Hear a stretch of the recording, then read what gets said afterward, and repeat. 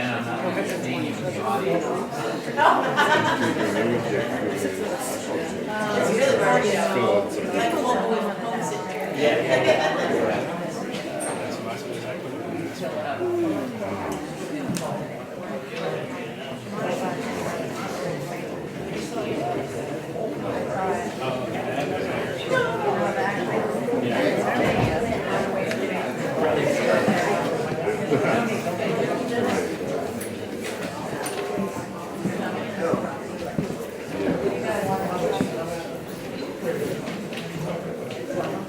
Yeah.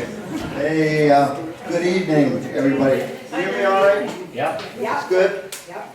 All right, welcome. Welcome inside on this balmy evening. My name's Dennis Minsky, and I've been invited to, I'm not quite sure what I'm doing here, shepherding. These fine people. This is the writers group. And I will introduce them individually, but this is a group that's been meeting for the last couple of years, every Tuesday from 10 to 12 at the Commons. By the way, this is a benefit for the Commons, which is the old Central School, right? Community Center. Well, it was a community center, but it was a school. Governor Bradford. Sixth grade, it was Governor Bradford. Okay.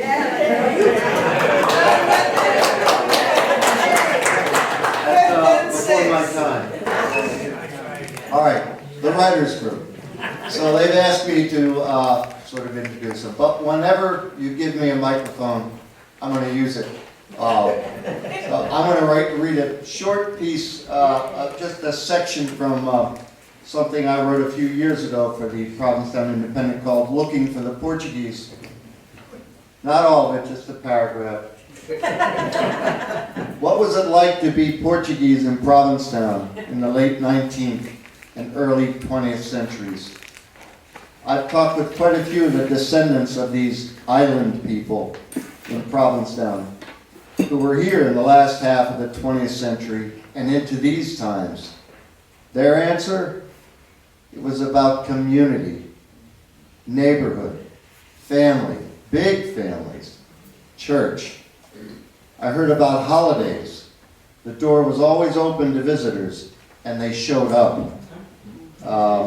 Feasts, that bacalhau, did I say it right? Kale soup, linguiça, marriages. Somebody was always getting married, and he or she, or he and she, were probably related to you. And cousins, dozens of cousins. Everybody was your cousin, and everybody else was an uncle or aunt. And if you were a kid in town back then, and you cursed in the street or lit up a cigarette, a full quarter of the town was authorized to whack you upside the head. Community, sweet community. So it's a little preamble here. So I am honored to be part of this. This is an organic group. I will say it takes courage to write, and it takes even more courage to read what you write. So I have a lot of respect and admiration for these people. And so without further ado, our first contestant is Miss Phoebe Otis. According to my cheat here, she came to Provincetown in 1975 and decided to make this magical place, we all agree, her forever home.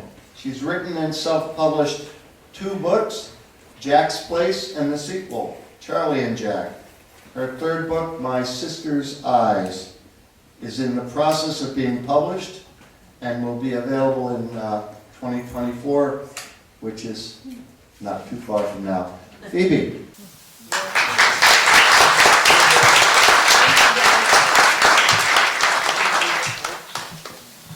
Hi, everybody.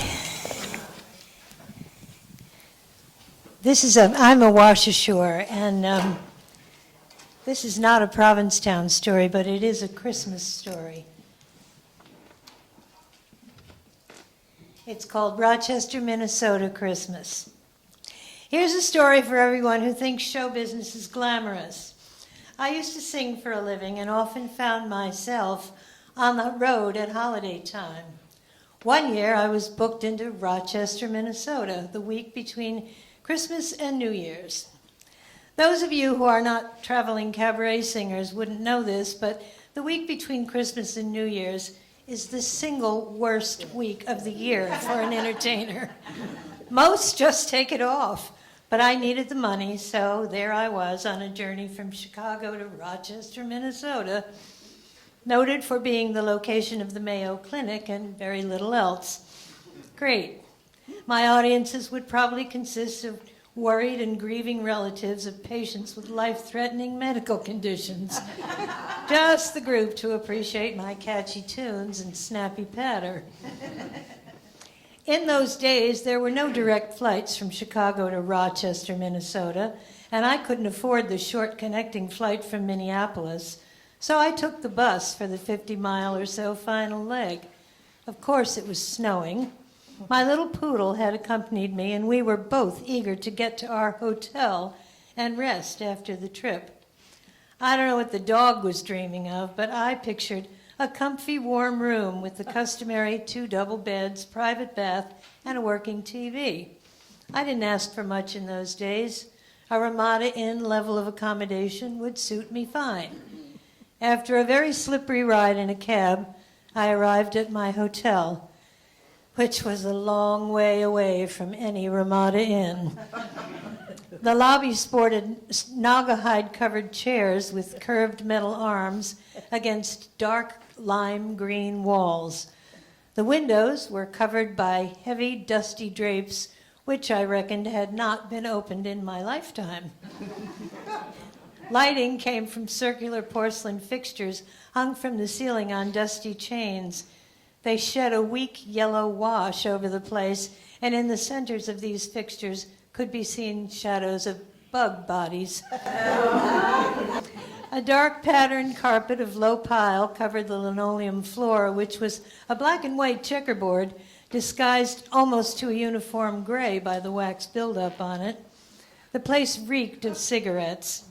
In one corner, a sad little Christmas tree glowed bravely, the only indication that anyone was aware of the season. There was a front desk with a middle-aged woman sitting behind it, watching a small television while she chain-smoked. "Hi," I said brightly. "I'm Phoebe Otis. I think my manager made a reservation for me." Without speaking and without looking away from the TV, she shoved a register at me. It had a pen attached to it with a piece of twine. I signed the book. The pen was sticky. I shoved the register back to her, and still not looking away from the screen, she pushed a key across the counter to me. "Second floor, turn left off the elevator," she said. She was busy lighting one cigarette from another, so I didn't bother to say thanks. I picked up my bag and my dog and crossed to the elevator, which didn't smell any better than the lobby. We progressed to the second floor at a rate of speed I was sure I could have beaten on the stairs, and shuddered to a halt. After a nerve-wracking delay of almost 90 seconds, the doors slid open. Whoever had decorated the lobby had continued on the second level. A dimly lit hallway painted the same dark lime shade stretched off to either side of the elevator doors. I had been told to go left, so go left I did, finding room 212 5 doors away. The lobby and hallway should have prepared me. The walls of my room were, wait for it, dark lime green. It was shaping up to be a long week. After unpacking and feeding the dog and checking the mattress for bed bugs, surprisingly there were none, I set out to visit the nightclub where I would be working for the next 6 nights. I thought of asking the woman behind the desk if she knew where it was, but I didn't want to interrupt her nicotine fix, so I stepped out into the snowy street to look for it myself. I didn't have far to look. 3 doors down from the hotel, I saw a white plastic sign with the name of the club, and beneath that, my own name. In Chicago, I'd seen the same type of sign advertising the weekly specials at my dry cleaners. A window with a strand of blinking colored lights around the edges and a single flush door were set into a stucco wall, the whole thing painted amazingly dark lime green, causing me to doubt my own eyes and sanity. Music could be heard from within, mainly because the street was silent and deserted without. Opening the door, I found I had a choice. On my left was the entrance to the nightclub, which was closed, and to the right was a bar open for business with several seasoned drinkers and an elderly, sad-eyed bartender. At the end of the room was a tiny stage where a woman performed a striptease to whatever was playing on the jukebox.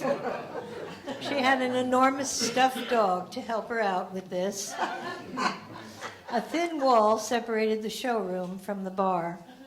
Since the space had originally been one room, each venue was long and narrow, and both were equally dark, except for the small spotlight on the stripper and some indirect lighting from behind the bar. "Help you?" asked the barman. "I'm the singer you hired for the week, Phoebe Otis." He eyed me suspiciously. "You're Phoebe Otis? You're the singer from Chicago?" "That's me," I answered, wondering where this line of questioning was going. "We thought you were black," he said. Keep in mind, this was the early 70s. The term African American had not yet reached the Rochester, Minnesota hood. "Did you?" I responded, wondering how they got that from my 8x10. "Your name, it sounds like you're black." "Nope," I said. "Oh," he said. "Well, Frankie and Ray aren't here yet. Can I get you something to drink? Do you have any coffee?" I soon had a mug before me. "Who are Frankie and Ray?" "They're the band. Frankie's my son. Best accordion player between here and Milwaukee." Accordion. Wonderful. "And what does Ray play?" I asked cautiously. "Guitar. They're really good. You'll love them." A new song came on the jukebox, and I turned to watch the stripper. Frankie and Ray arrived 10 minutes later from school because they were both still in their senior year of high school. Kids. "Hi, guys," I said, shaking hands. "Great to meet you. We'll rehearse whenever you say." "Awesome," they chorused. "Okay." I paused, waiting for them to name a time. Finally, I said, "How about tomorrow? Maybe 1 at the club?" "Awesome." Back at the hotel, I wondered if either one of them could read music. Turned out they could, and very well at that, which was the first pleasant surprise of the trip. Our rehearsal was great, though I'd never heard my charts played with quite that instrumentation. Both young men were consummate musicians, and when we discovered we could all improvise together, my hopes began to rise for the possibility of a really good show. Awesome. Well, it was opening night, there was no blizzard, the musicians were good, and it was Saturday, so maybe I'd actually have an audience. My first show was at 9 p.m., and I went over to the club around 8:30 to see what was what.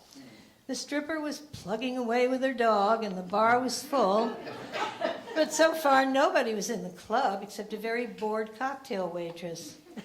Frankie and Ray showed up just after I did, and while they were tuning up, I noticed a door in the wall between the two venues. It was right in front of the stage where I'd be singing. "What's that for?" I asked the waitress. "To get to the bar." I thought about it. "You mean while the show is on?" She looked at me like I had two heads.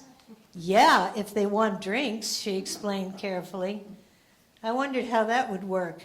Every time the door opened, the music from the jukebox, and of course the stripper and her dog, would be revealed to the audience in my show. Not good. Not good at all. That was, of course, assuming anybody actually showed up. Frankie came over to me. "It's almost 9, he said. "We can start." "Frankie, there's nobody here." He laughed. "Don't worry, there will be." We started our set, and almost immediately a couple entered, and the waitress sat them at one of the two front tables. She took their order and proceeded to the door by the stage and opened it. Suddenly I was singing with Kenny Rogers and Dolly Parton, except that, unfortunately, we weren't singing the same song. The waitress took her time closing the door. I went on with my number. I was almost finished when she came through with drinks. Kenny and Dolly had already finished, and Loretta Lynn had taken their place. The door closed, but not before I noticed a few heads at the bar turned toward my sound. 2 more couples came in and were seated. So now I had an audience of 6. I can work with that. I was indulging in the aforementioned snappy patter when the waitress again opened the door to get drinks.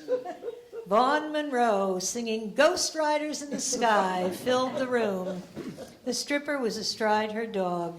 Enough said. The audience giggled nervously. I smiled. It's okay. I'm used to it. I have a dog of my own.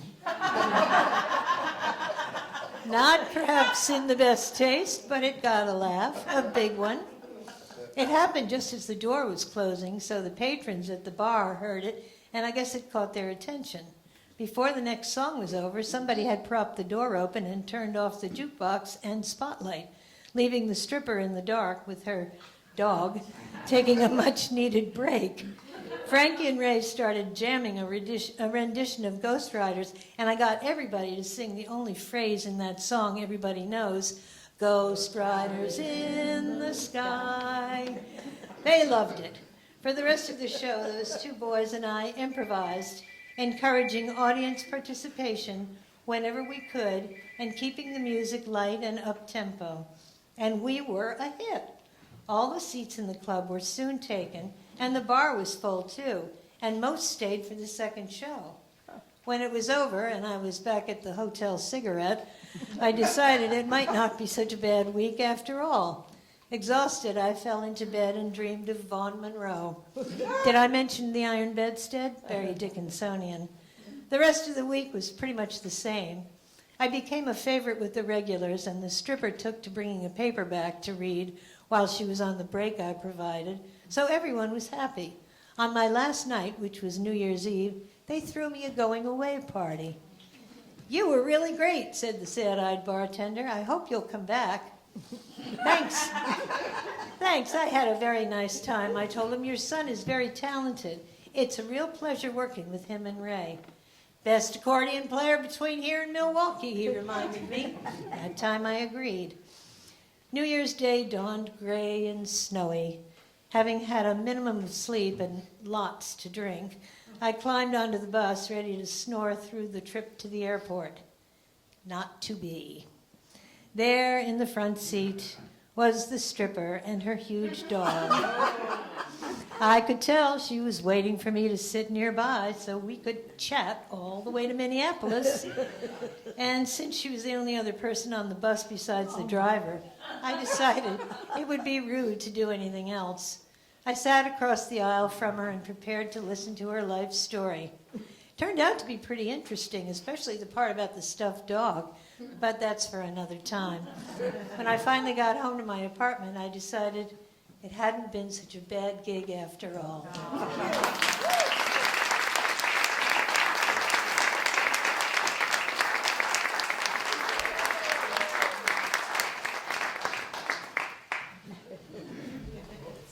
That was great. Dark lime green. Yeah. Wonderful, Phoebe. So our next reader is Mel Joseph. I'm looking forward to this. A Provincetown native, most of you know, moved to Barnstable where he married, raised a family. His story, In the Shadow of the Monument, is only one of many he has written and is an engaging story of life in town when he was growing up. So, welcome, Mel.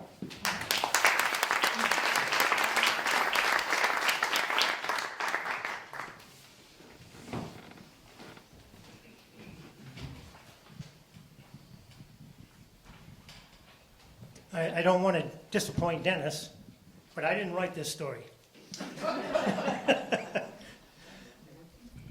Is that working? The short story I'm about to read was written by Dougie Wheeler, PHS, class of '63. It's his coming-of-age job. Right after graduation, he took a position at the West End Cold Storage. I make a heartfelt disclaimer that one of the characters in this story was my dad, and I am forever Molly's boy.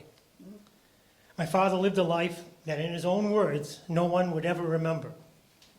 In many other stories I have told of his life, he was guided or misguided by the bottle. I am proud to tell you that one day in the mid-'70s, he did lick his demons and became the greatest man I've ever known. This is Jerry's Looking For You by Doug Wheeler. The old West End freezer plant was a landmark, or eyesore, depending on who you talked with. The grade, cedar-shingled building, streaked from decades of seagull strafings, towered some 4.5 stories high. The plant, as it was affectionately called by the townies, was a fish processing freezer and storage facility built in the early 20th century. At the end of an era, the plant was the last of 6 such facilities in town, all necessary to handle the burgeoning fish business in New England. Part of it was built on pilings right on the beach and was connected to a narrow 600-foot wharf that reached out into the harbor, where fishing vessels tied up daily to offload their catch. A line of train tracks stretched from the T at the end of the wharf to a small weathered shed at the beach end. Boats would offload their fish into a small gondola-like railroad car, and a small Model A quasi-locomotive would hook up to the gondola and pull it beachward at a walking speed. The engineer of this runaway fish train was Francis Mel Joseph, an uncommon motorman who knew the route so well that he could travel the entire distance with his eyes closed, and he sometimes did. As a matter of fact, he once proceeded through the shed and onto the beach, opening his eyes when he hit the sand and dumping over a half-ton of whiting in the process. When he did stop in the shed, the bottom of the gondola car was opened and the fish dropped into a large bin under the tracks. A T-handle outside the shed was manually pulled up, opening a gate, funneling the fish into a large, square wooden bucket. This was attached to the cable that pulled it up a tramway into the main processing area, where the fish were descaled, weighed, and began the various processes to produce whatever fish products were desired. I first met Molly in the summer of '63 after graduating from high school. I applied and got a job at the plant as the gateman. As I watched the train slowly approaching the shed, Molly sat atop the locomotive. He was a powerfully built man, about 35, with a very large, well-shaped nose and ill-fitting false teeth, which he periodically forced out between his lips into a smile, or maybe a wince. He was dressed in a gray hooded sweatshirt, dungarees, and rubber knee-high boots. He introduced himself and extended a thick-fingered working man's hand that gripped mine in a sincerely glad to meet you handshake. I liked him immediately. From the depths of one of his boots, he produced a pint and offered me a hit. Trying not to be surprised or judgmental, considering it was 8 a.m., I politely declined, saying I was strictly a beer man. I was 17. He said, "Me too," and took a swig from the bottle. He grinned, or gave me a side-eyed wince, and asked me if I fully understood all the complexities of being a gateman. I said, I pull up the gate, I fill the bucket, close the gate, give the official signal, wave my arm to Joe Did It, up in the plant. He grinned and gave me that side-eye again, and jumped up onto the locomotive. Then I asked him when I might get an opportunity to drive the train. He looked at me seriously and said, "Never, unless I die." As I got to know Molly over the next few months, I came to the conclusion that the call could come at any moment. After all, perched atop his locomotive, he could carelessly lean back while taking a hit off his bottle and tumble off, especially at night when no one would know he was gone, till the locomotive crashed through the flimsy barrier that was erected after he went through the wall the first time. Molly had been driving the train for a long time, probably 7 or 8 years. He had quit high school when he was 14 to support his family. Taking a job on a commercial dragger, he started a career of more than 20 years, during which he had done just about everything in the commercial fishing industry. I never got to drive the train. Molly never again crashed, and he never fell entirely off the locomotive. I left that job less than a year later to join the Navy, and Molly continued to drive the trolley until the plant closed in '73. But what happened during my remaining time there was memorable. The cast of characters at the West End Freezer was like a Dick Tracy comic strip. There were 18 of us in all, and most had some sort of nickname, like Joe Did It, Sarge, or Molly. I never found out how they got them. Most of the old-timers had 2 names, one given at birth and one that they earned at some point in their life. When I wasn't working the gate, I was cleaning or packing fish, loading or unloading 18-wheelers, performing maintenance somewhere, or defrosting the giant freezers. Within the bowels of this decrepit structure was a honeycomb of rooms where the processed and packaged seafood products were kept in frozen storage. There was always an ammonia-like smell present in these rooms. The temperature was kept between 0 and 10 below, and we would frequently have to go into these rooms with picks, shovels, scrapers, and wheelbarrows to defrost the walls, pipes, and ceilings. The ever-present color of calcium chloride brine was bad enough, but when someone lit a cigarette, it would drive us out for a coffee break.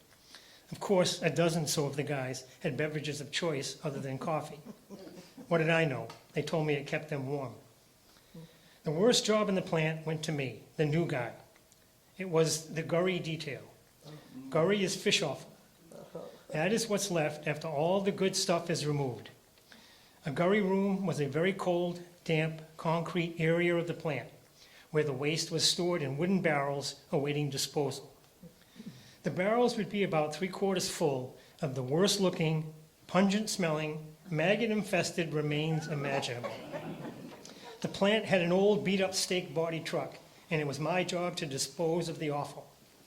I'd learned to roll the barrels on their edges without tipping them over. When the truck was loaded, I'd fill the barrels with water to the level of the goop to loosen the mess up before I drove to the landfill, where the town had dug a pit with a bulldozer. I'd precariously back the truck up to the edge of the pit on 2x12 planks, climb onto the back of the truck, and one at a time tip the barrels and roll them back and forth, dumping the gurry into the pit. Then I'd return to the plant for more loads and do the barrel dance again. After the last barrel was dumped, I'd clean them out with hot soapy water and lye and make them fresh for reuse. After sitting around the cooling room for a week or so, the gurry would get exceptionally ripe. And even in a fish plant, a distinct bouquet followed me around. I quickly discovered who my friends really were. After I had worked there for about 2 months, some large corporation from New Jersey bought the plant and sent a new plant manager, a company man, to run the show. His name was Gerald P. Balcar. Jerry, as he preferred to be called. He was a bespectacled, well-spoken, already balding, young 30-ish man, who was immediately liked by most of the crew, some of who had worked at this place longer than Ma and Pa Balcar had been parents. Being accepted was a major accomplishment in itself. Most of the crew had never even gone to high school and looked down their considerable noses at anyone who wore a tie and had an education. Jerry had a degree in something that most of us couldn't pronounce, but he didn't know the difference between a scallop and a scrod.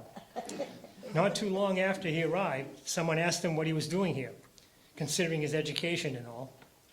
He explained that his company planned to institute some changes, turn a quick profit, and resell the operation for another profit. One idea that he came up with immediately changed my life. Jerry had calculated how much it was costing to use local trucking company to ship some of our orders. He decided to purchase a real truck and asked me if I thought I could handle the job. As a kid, I would stand alongside roadways and wave to truckers. My toys of choice were trucks. And now, at the ripe old age of 18, this company was going to buy a truck, and they asked me if I thought I could handle the job.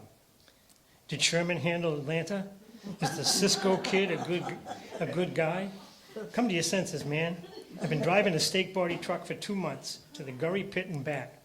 These hands were ready for the open road. Then I calmly said, yes, I can handle it. Nothing else was said about it for about a month. Then one day, Joe Did It tells me, Jerry's looking for you. He was in the office when I found him, and he told me the truck was ready. We'll be driving up to Boston Friday night, and you'll be driving it back. Underneath my excitement, a wave of fear bubbled up. I thought the truck would be delivered here. So the first time I drove it, I'd be on familiar roads. Now I have to go to Boston, a huge city, and drive the truck out of there. I was so excited and scared shitless. The night before we left, I hardly slept. Finally, Friday arrived, and late in the afternoon, Molly told me, Jerry's looking for you. I went over to the office, and we left for Boston about 10 minutes later. The conversation on the 2.5-hour trip was pretty animated. Jerry was very excited about his decision. I know I was, and scared. When we arrived at Everett Truck Sales and Service, it was just dusk.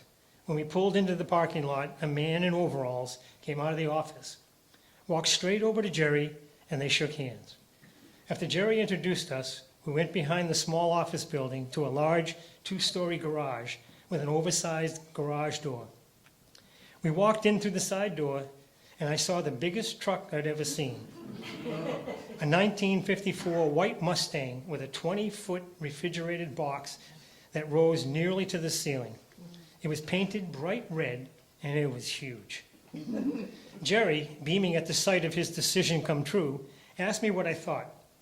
As I stood there in stone silence, trying not to be frightened, not to show my frightened embarrassment, I sort of squeaked, "It should do the job." I later found out that Jerry knew less about trucks than he did about scallops and scrod. He had purchased his decision come true for a song.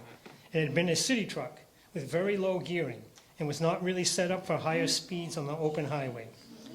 So what? It was a real truck, and I had to figure out how to drive it out of Boston and navigate a multi-lane highway all the way home at night. The man in overalls must have sensed my anxiety because he asked me if I'd like to take a tour of the truck. He offered to answer any questions I might have. Questions? Oh, maybe just a billion. You bet, I replied. So for the next hour, he explained everything from the tire pressure to the refrigeration unit. Then he said, let's go up in the cab and check out the gauges and how to shift by tack. I stood beside the door on the driver's side, reached up to head level for the door handle, climbed up a short ladder over the fuel tank, and swung awkwardly into the seat. My confidence level about handling this truck, now on an upswing, after walking around the outside of it, plummeted again at the sheer size of everything. I felt like I was in a 2-story building. The man in overalls went over the gauges, upshifting, downshifting, braking, RPMs, and the multiple fuel tank switching system. We adjusted the mirrors and the seat. He asked me if I had more questions, shook my hand, wished me good luck, and jumped down before I could even thank him. I now felt very small and alone. Meanwhile, Jerry had signed the paperwork, so we were ready to roll. He climbed up on the driver's side fuel tank and said, okay, Cannonball, why don't we stop at the Howard Johnson's in Quincy for dinner? I said that sounded good and asked him to keep me in sight because I might be a little slow getting used to this thing in the city. I would have had a problem on a deserted 4-lane highway in broad daylight. I started the diesel, and it made that raspy, barking roar. I love that sound. I watched the gauges spring to life and the air pressure gauge slowly building up to normal. I checked the mirrors, and then another panic attack struck. I realized that I had to back this monster out of the garage through that tiny doorway behind me. I was sure it wouldn't fit. No way. I switched on the lights, depressed the clutch, found reverse, glanced at the gauges like I knew what I was doing, and slowly let out the clutch. The truck bucked, and the engine quit. Oh no, I broke it. Release the parking brake, someone yelled. I knew that. I restarted the engine and pulled the red knob, releasing the parking brakes with a loud hiss, another sound I love. I rechecked the mirrors, and I was sure the doorway had gotten smaller. As I eased out the clutch, the truck rocked slightly and started to slowly move backwards, while I tried to aim the giant red box for the diminishing opening it fit. With the man in overalls directing me,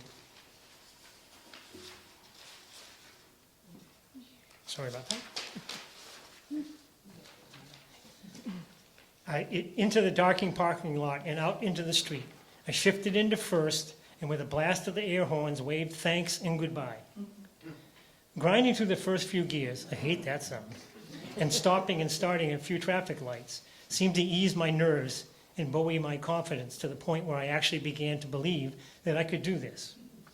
After driving a couple of miles, I realized how great it felt to have this vantage point, high up overlooking traffic. As the hair on the back of my neck rose, I truly felt I was king of the road. The trip home was relatively uneventful, with the exception of the chilly aftermath following dinner. Every sound in this truck was a new experience. The air compressor cutting in and out, the wind howling through the side mirrors, the popping sounds created by the wind over the roof and the sides of the box. When certain speeds were reached, the rumble of the diesel going through the gears, the humming of the tires, it was all music to me. These were the first of many hours I would spend in this truck, and it was a dream come true at the point in my life. From that day onward, I spent a lot less time in the plant, as I was usually on the road 4 or 5 days a week. When I was around the plant, I enjoyed being with my friends, even though I had this new identity. They made work fun most of the time, and although most had problems in their lives far beyond my imagination, they never complained about the hands they had been dealt or how they had played their cards. At 18, I was king of the road, and I didn't see beyond that. It seemed during those days someone was always telling me, "Jerry's looking for you." It often had to do with scheduling, loading the truck, or coordinating delivery dates or times. But I loved it. I set my own schedule, and I was on the road to new adventures every week. I left that job and my friends and joined the Navy 7 months later. After enlistment was over, I moved away and only returned home to visit family and friends. Jerry's company turned a profit and sold the company in '68. The plant closed in '73 as the new owners couldn't compete in the changing markets and couldn't afford the upgrades to meet new safety regulations. So in 1976, the old West End freezer was torn down to mixed reviews from the townsfolk, and a modern Coast Guard facility was erected on the site. The old wooden wharf with Molly's train was replaced by a new concrete pier to provide berthing spaces for Coast Guard vessels. Over the years when visiting, I would periodically run into some of the old crew. Most had retired from the fishing industry, others had passed away, and I would read their obituaries in the local weekly paper that I'd continued to subscribe to. Joe Did It, The Dummy, Howdy Doody, and Sarge all had their names in print, listing their modest accomplishments in life. They were all good men, all hard-working, honest family men who would give you the shirts off their backs without hesitation. I even learned how some of them got their nicknames, but I never heard or read anything about Francis Mel Joseph. Then one day, 29 years after leaving that job, I was visiting P-Town and found myself in need of a restroom.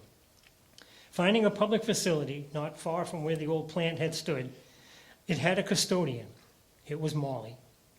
I recognized him instantly, as if time had stood still. I walked up to him, extended my hand, introduced myself. He smiled and winced a bit and said, "Jerry's been looking for you." Thank you.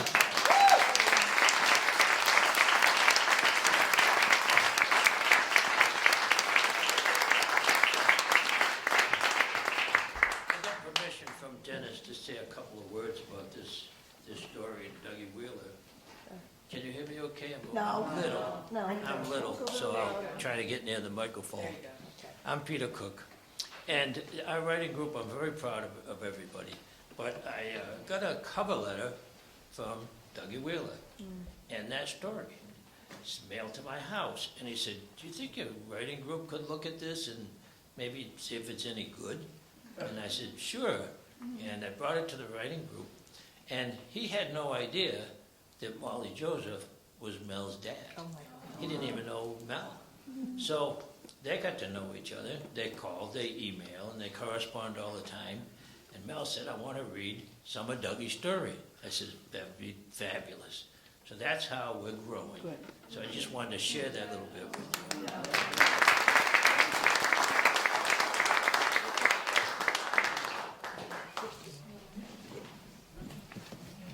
Thank you, Peter. That was great. Listening to that description of the ripe gurry, I realize I'm getting hungry. Our next reader will need no introduction, but I'll give one anyhow. Avis Johnson, 74 years ago, while floating peacefully. That was last year. Okay, I guess she wrote this. While floating peacefully in my amniotic sac with 2 more weeks left to luxuriate, I was forced out of my comfort zone by way of a C-section. That premature disturbance breathed life into a rebel who now waits until the last minute for everything. The 11th hour is my best friend and accomplice. I'm surprised I made it here tonight.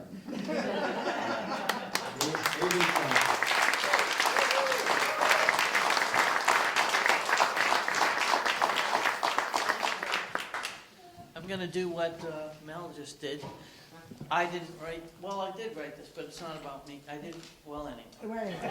Okay, whatever. This, yeah, I'm just going to read my notes here, okay? Moko and Rita Medeiros, probably a lot of people here know Moko and Rita, knew Moko and Rita. They were Provincetown lifers, as I like to call them and us. They lived on Captain Bertie Way, just a stone's throw from the parking booth that I've been working at since Mary Bolus retired. Everybody wants that booth, but yep. Prior to Mary's employment in that coveted booth, that's what I said. It was coveted. Moko held the position prior to Mary. Most people in town know their kids: Pam, Michael, also known as Moko, and Wesley the welder. Even if you don't know him, you can go to the Stop and Shop on Fridays. Before Rita died a year ago on September 21st, Wesley did all the shopping for her standing Friday night get-together with friends and family. My Aunt Vita and my mother rarely missed it. I don't know who Wesley's shopping for now, but old habits die hard and tend to morph into social occasions. That would be Wesley's Fridays.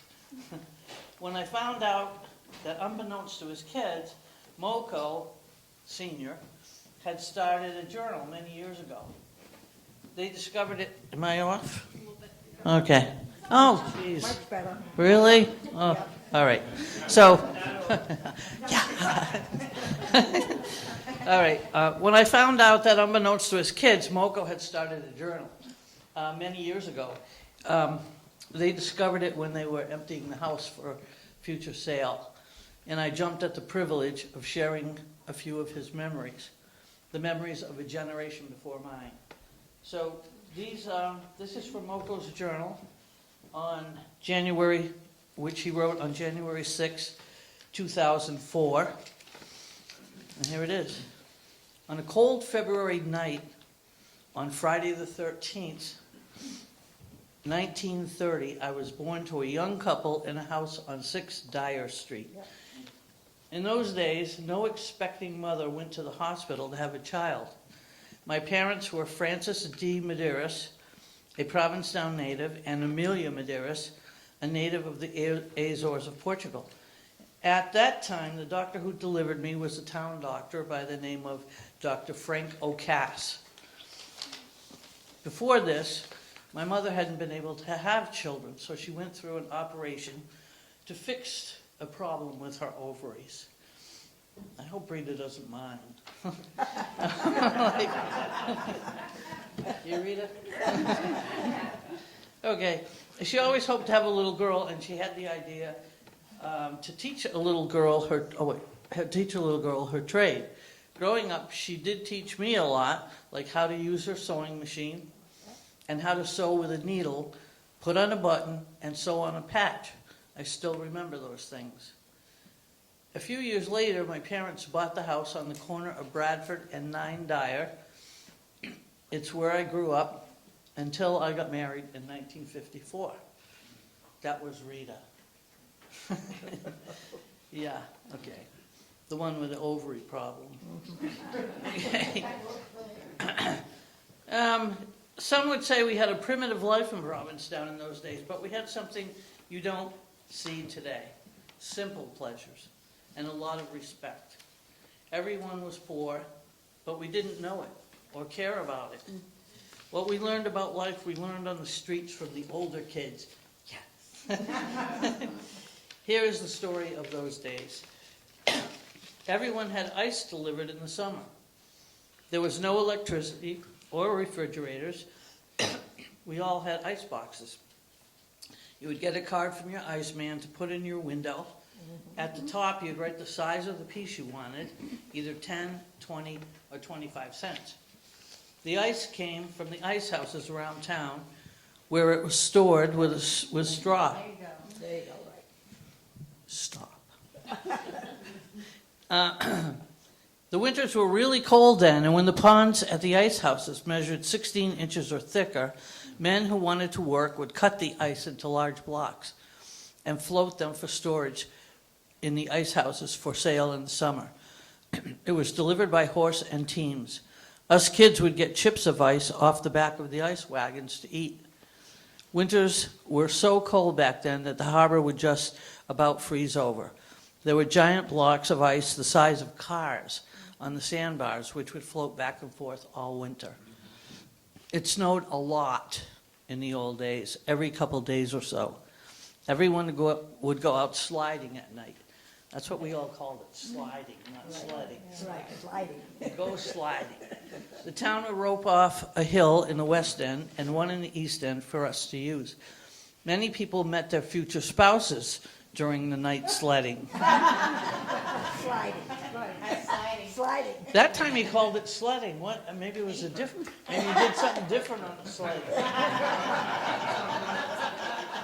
The streets would be covered all winter. We got so much snow, and the town had very little equipment for handling it, so when big snowstorms happened, the town would hire men to shovel the sidewalks in the center of town.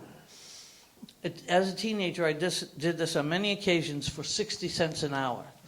There was always work to be done and fun to be had in the snow. A lot of us kids bought cheap skis and went down the hills on the dunes. Hey, we could do that then. Not we, I wasn't even there. What the hell? Okay, many times it would start snowing while we were out there, and we'd have a hard time finding our way home. We had no skating rinks anywhere close, but we skated on the ponds all winter, mostly at night. We would have a big fire, sometimes made out of car tires. The boys would try to skate with the girl to a dark part of the pond. You kids don't listen to me. Dark part of the ponds all winter, mostly at night. Oh yeah, the car tires. Yeah, the boys would try to skate with the girl to a dark part of the pond and try to smooch with her. As a matter of fact, looking back, that was the way I met my wife for the first time. Now, this is reflections. As a youngster, I played around the streets and yards of our neighborhood with the other kids. There were hardly any cars. We played games like marbles, leapfrog, stick reveal, a game similar to hide and seek. Don't know what that is. We couldn't afford to buy a football, maybe $3. So we used a burlap bag all tied up like one. Believe it or not, we had some great games with it. In March, we made kites from wrapping paper and flew them where there were no wires. When it was somebody remembers that. See that? Yeah. Were you in those ponds? All right. So let's see, what else did they do? Oh, yeah, and when it was basketball season, we played with a ball that originally got stolen from the high school team. It was wrapped over and over with friction tape to make it last forever. It was all cheap fun. Us kids also ran the beaches, where we learned a lot about boats and nautical stuff. Our mothers would let us go because in those days, his words, not mine, in those days there weren't as many weirdos around as there are now. And now we have even more. Okay, now where are we? We're the weirdos. Little did they know about all the smoking we did under the wharves with dry corn silks. As we got older, it was real cigarettes we stole from our dads. We actually lived down the beach most of the time. We could cook conkerinkles or mussels on the beach in dirty paint cans. Some came right off the many wooden sewers that ran into the harbor. When we went swimming, many times we had to push the turds to one side so they kept away from our mouths. No one worried about pollution back then.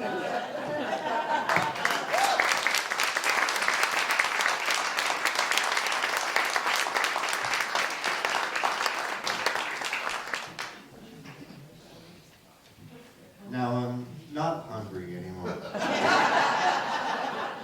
Thank you, Avis. Is this on? Yeah, it is on. Okay, our next reader is Russell Sanderson, who's lived in Provincetown all his life and has many wonderful stories to tell. His rich family history, I think that means rich history or rich family. Rich family history paints a picture of our town as it once was. And I can't wait to hear that. Russell.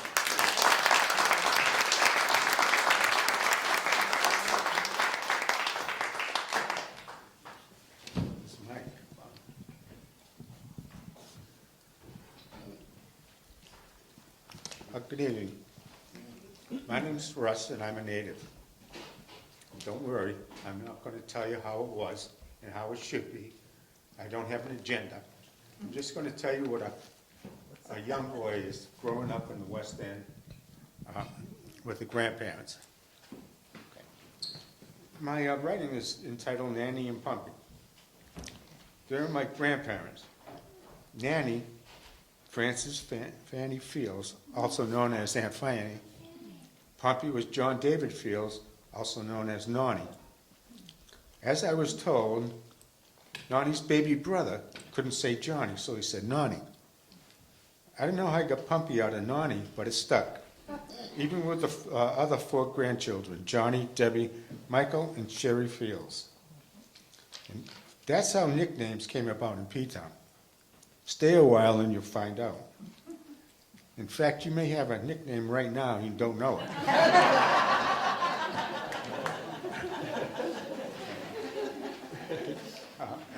Nanny was a cook, a very good one. She worked in private homes at first. Then she was hired as head cook at the Moors with Anika Costa, the Bonnie Doon with Manny Cabral, and the Seaview with Chris Massey. She and her sister Eva opened Ma's Pantry, located across from the old library. I think it's Ed Weed's right now. Joe's Coffee Locker was the last place she ran. Many memories of those places were made as I worked through my cafeteria career. At Ma's Pantry, I helped with little things. I sat in the waitress booth by the kitchen door. I got many treats, many pinches, many hunks, and a lot of treats by the waitresses and visitors. I pretended that I didn't like it, but I sort of really did. Older, I was a dishwasher at the Coffee Locker. I didn't wash many dishes, though. The waitress, Delphine, would come over and say, "Let me help you, darling. Let me help you with those dishes. You're so busy." And then she'd even give me some of her tips at the end of the night. Right? Pumpy would be out back cleaning fish caught in his trap that morning. Dinners were 99 cents, specials were $1.25. So my restaurant career was pretty good. I was like the golden boy. I couldn't do any wrong. The Veterans Memorial School opened in 1955. Nan was in charge of the cafeteria. She remained there until she retired in 1973. She loved her children, and it was at Veterans Memorial Elementary where she earned the name Aunt Fanny. She and her sister Nellie, who was 11 years old at the time, her mother Clara, 49 at the time, and her brother Jake, 13, posed for Hawthorne's famous painting First Voyage. Wow. Nan was on the lower right at 8 years, then Clara, then Nellie, and Jake in the center. The children got 10 cents an hour, and the adults 25 cents for posing. Wow. In 1999, at the Art Association celebration of Hawthorne's founding of the Provincetown Art Colony, she told an Advocate reporter, "I was so proud of that painting, but I didn't have red hair." She retired from Veterans Memorial School in 1973. Pumpy was known around town as Nonny, captain of the boat Charlotte. He was also captain of pump number 5 in the West End. I tagged along at many of the firemen's feeds: fried fish heads, clam chowder, squid stew, canned buoy soup, linguiça, clams, quahogs, and of course, cockerinkles.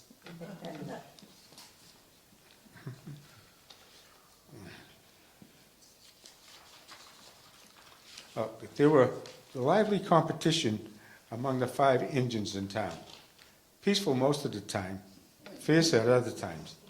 They were really exciting for a young boy like me. Hanging around the trap shed was nothing like hanging around Ma's pantry. You'll get a heist in the ass if you don't behave. That was my greeting at the trap shed. Men mending nets, trap poles, etc. for the upcoming season. A top pit was outside where they dipped the nets before taking them to the fields out back to drive. No houses, no condos, no paved roads.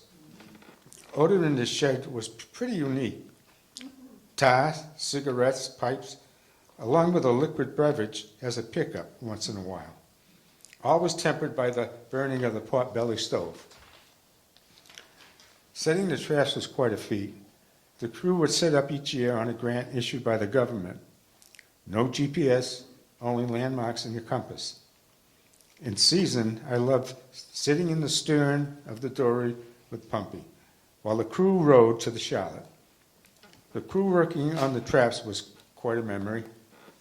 I nearly got a heist in the ass a few times there, believe me. Fish was plentiful. Tuna, horse mackerel, whiting, even some exotic fish. My first job, sort of, was taking 4 mackerel to Nick the Greek for $1. His restaurant was where Sal's is now. I also worked at Flyers, Boat Rentals, and Boatyard. Growing up in the West End was a great time. West End Racing Club, sailboat racing, squid, crabs, bully bags on the beach along with the cockerinkles. Gurry in the water, along with remnants of the mignon, were floating around. Sweet shellfish, though. Sweet shellfish.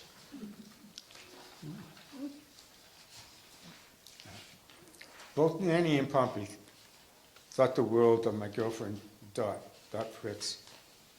Many times I heard my grandfather say, "You better marry that girl before she changes her mind. Who the hell else would marry you?" So Dot and I was married November 4th, 1972. Sadly, neither Pumpy nor Nanny attended the wedding. Pumpy passed in the morning before the wedding, cleaning fish for our neighbor, Perry. My grandmother, Nanny, was grieving. They both had passed, but memories of Ma's pantry and the trap shed are still with me. More memories of the past are opening up thanks to the members of the P-Town Writers Group. Thank you, guys. And I'll end with what Aunt Fanny would say many, many times. God bless and take care of you all. Thank you.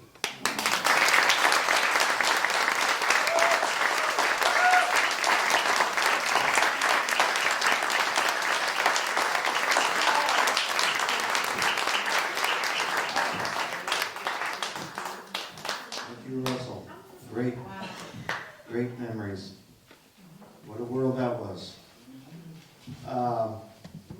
Our next reader is Anika Costa.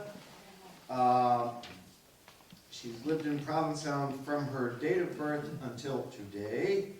Times have changed, and the town has changed, and she may not be here forever, but the telling of stories should never change. In that spirit, Anika is happy to share her words, and we're happy to hear her, Anika.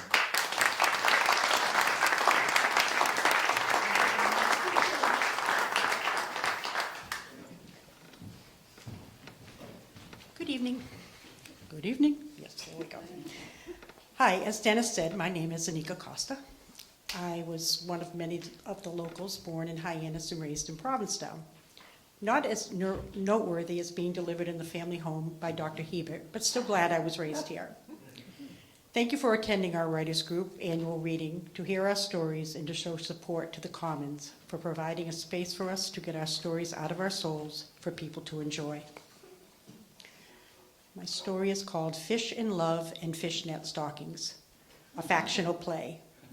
Act 1, Scene 1, end of Macmillan Pier, Provincetown, Mass. Setting sun on an Indian summer day in October. From the end of the town pier, a local woman born in Hyannis and raised in Provincetown sat leaning against her favorite piling. Though the pier was in the same location as when she was a girl, the changes had her playing memory manhunt. Where was Seafood Packers and the wooden draggers manned by the men of what was a small in size but large at heart seaside town? She looked towards Long Point to see if the boats were steaming in to unload their hard-earned bounty. But for many years now, the number of draggers, fish, and fishermen kept dwindling. She noticed that there were fewer seagulls and no large fish trucks heading off the pier, with the sides of each truck practically bulging from the humongous cargo of fish and shellfish. These days, there was no trail of sea life liquids mixed with the ice from the wooden boxes, dripping from the floor of the trucks onto the road of the pier, all the way to market over the bridge. The smell of fish was no longer in the air, and the foghorn no longer was sounding. The wonderful pungent fish smell and the mournful yet soothing sound of the foghorn were gone, like the massive concrete building known as Seafood Packers. As Anna Isabella Santos basked in those memories, her mind and her heart played a continuous reel of days gone by on the pier. She could see the men that wore checkered wool shirts beneath their yellow rubber fishing overalls and who adorned their heads with wool caps in the coldest of weather. In the warmer weather, they wore the black visor caps, but no matter the season, their fishing overalls were accompanied by their black rubber boots. Men in the hold repeatedly filling baskets with their catch, which in turn were guided up to the dock by the men on the deck. From the deck into the loading dock and into the men inside the fish plant, over to the men that loaded the trucks for the truck drivers. Where did they all go? For generations in Provincetown, fish from the sea were caught in nets to be emptied on decks and put on ice in the hold, to be put in baskets to be hauled up to loading docks, only to be placed in wooden boxes and then shipped out to be eaten by which family in which city or town. Who can dare to say that fish do not have a hard life? As the memory reel played, Anna thought of how the fishermen would speak of their hard life on the sea. And because of the art of embellishment, listeners would hear numerous versions about each fishing trip. The swells were this big. The net was torn in this many places. We landed this many pounds of fish. Or we caught the largest haddock or the rarest of lobsters. I cut off 3/4 of my index finger. Whether alive in the water or dead in a box, the tale of a fish is truly the most honest fish tale. Anna squinted into the setting sun and steadied herself as she arose from her wooden piling movie seat. She once was a pretty good swimmer and had spent many days of many summers down on the pier, diving for coins and having saltwater fun.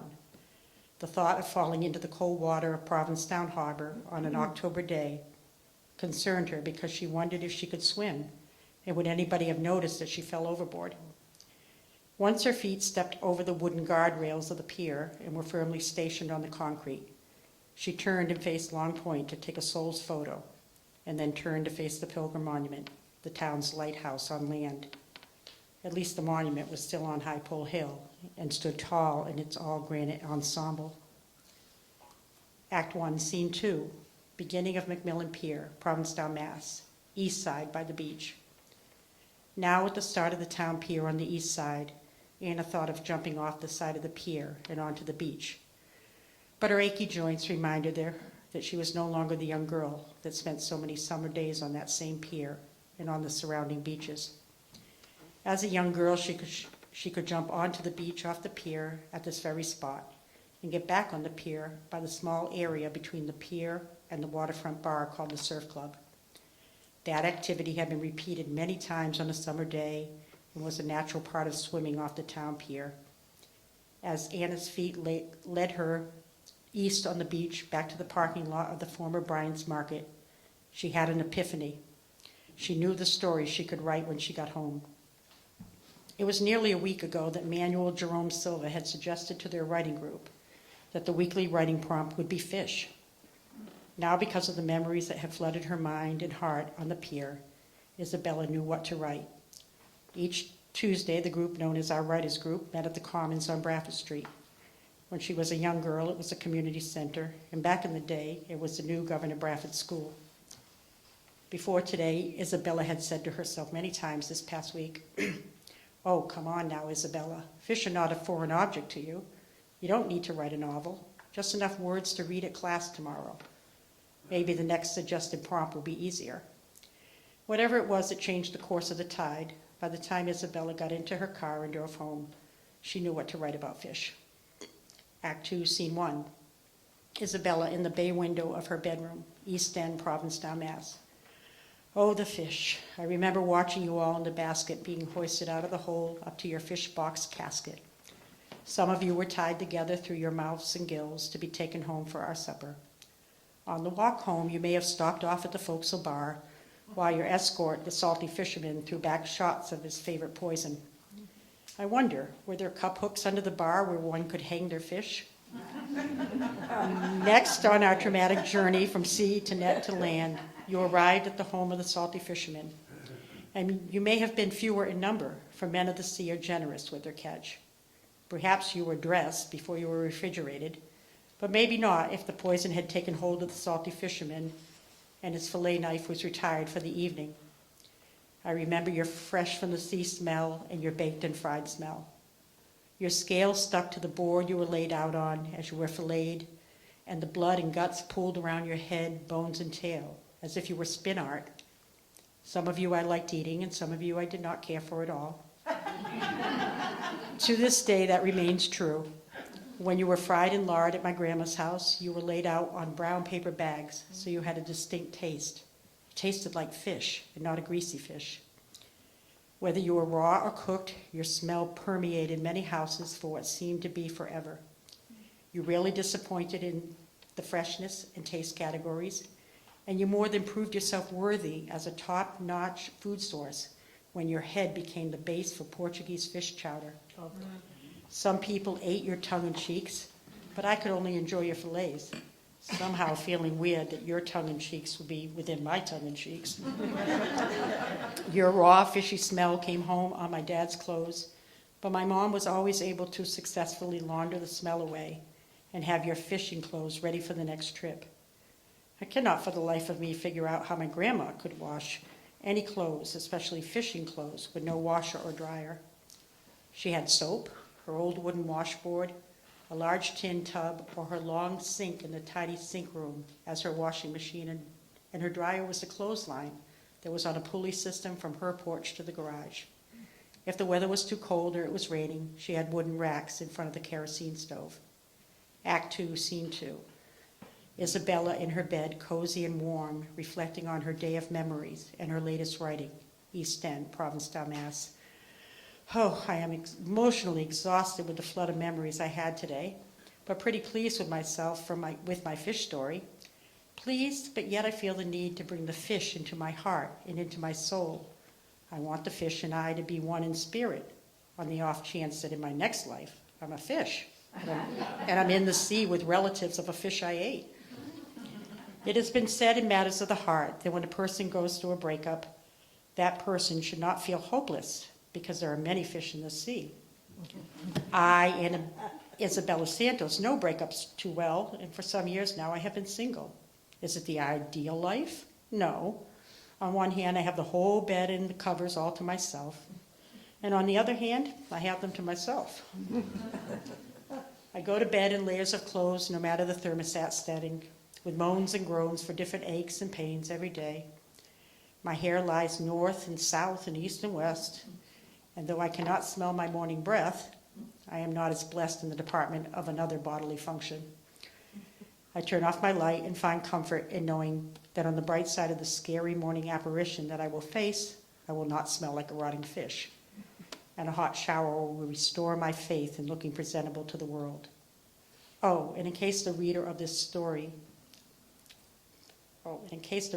fish story wonders why I am single and stopped fishing, it's because a woman cannot hold on to her fish when using her fishnet stockings.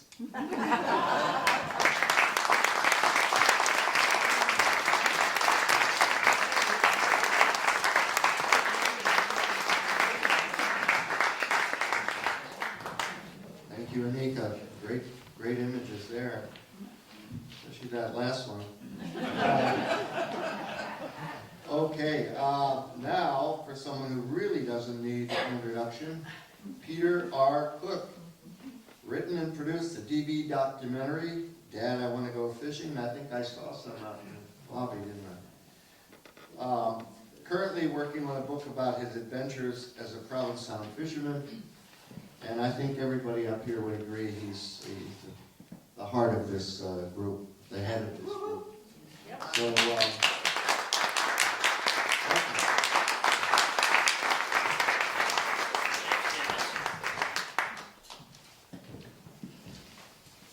Can you hear me okay? All right, let me see if I can do this.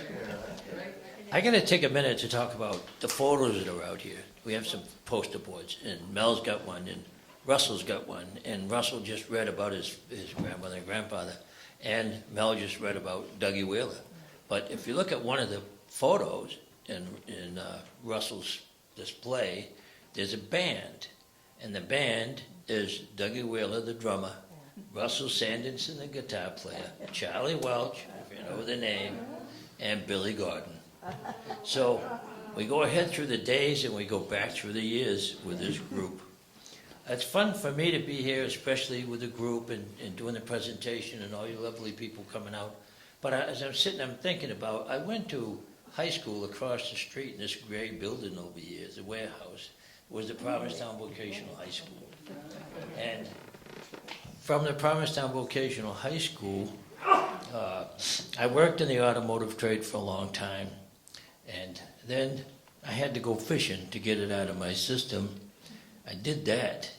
And then I came back here and I opened this building up as a garage, and I was in here for 15 years as Provincetown Mechanics. So I've kind of come full circle, I guess.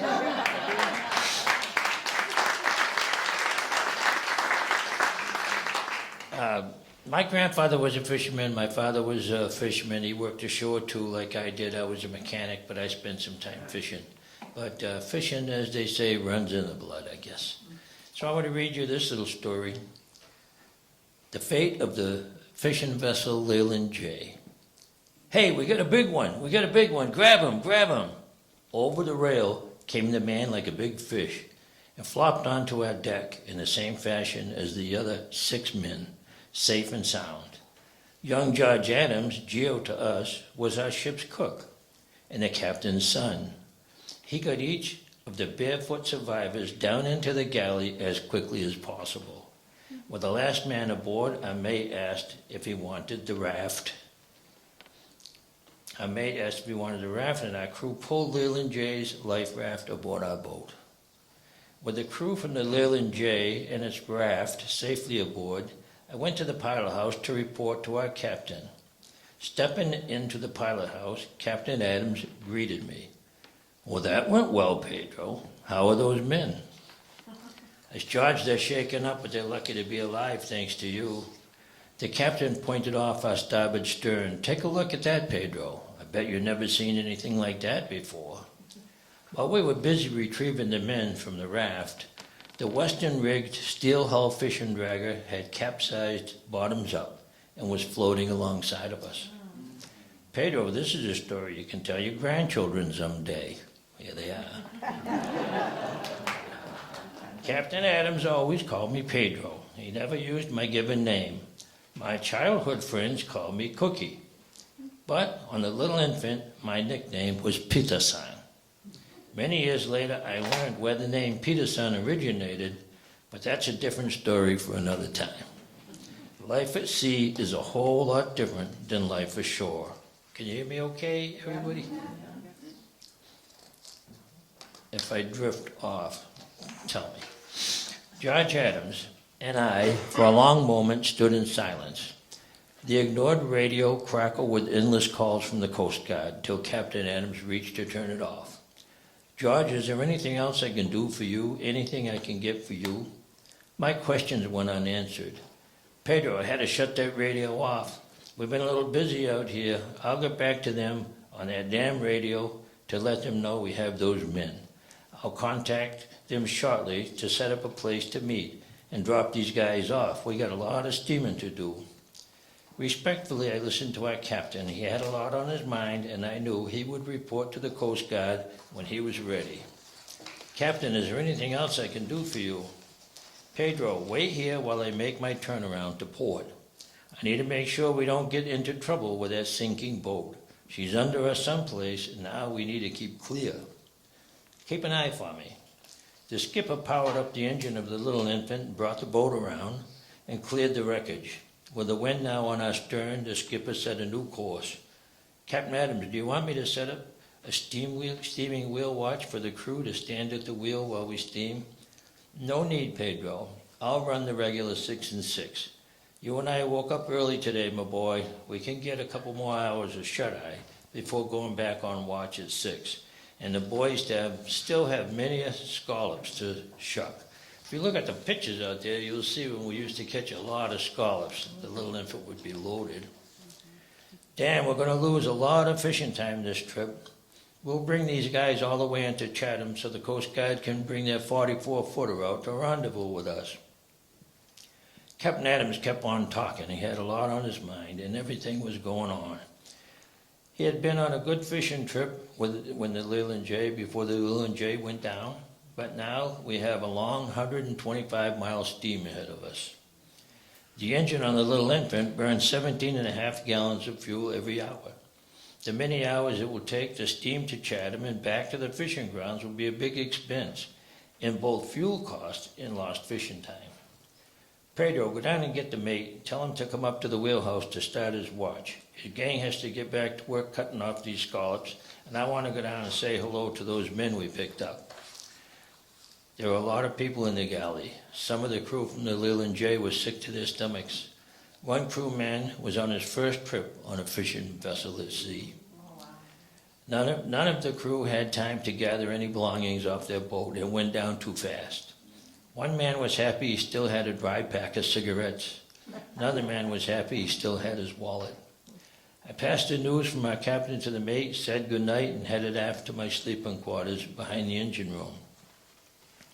Engineer's log, wind blowing full gale force.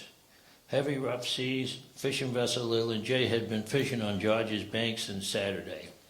Our vessel received a Mayday distress call after midnight. The Leland J was approximately 9 miles from us, in trouble and sinking. We got a good visual when it was 3 miles away.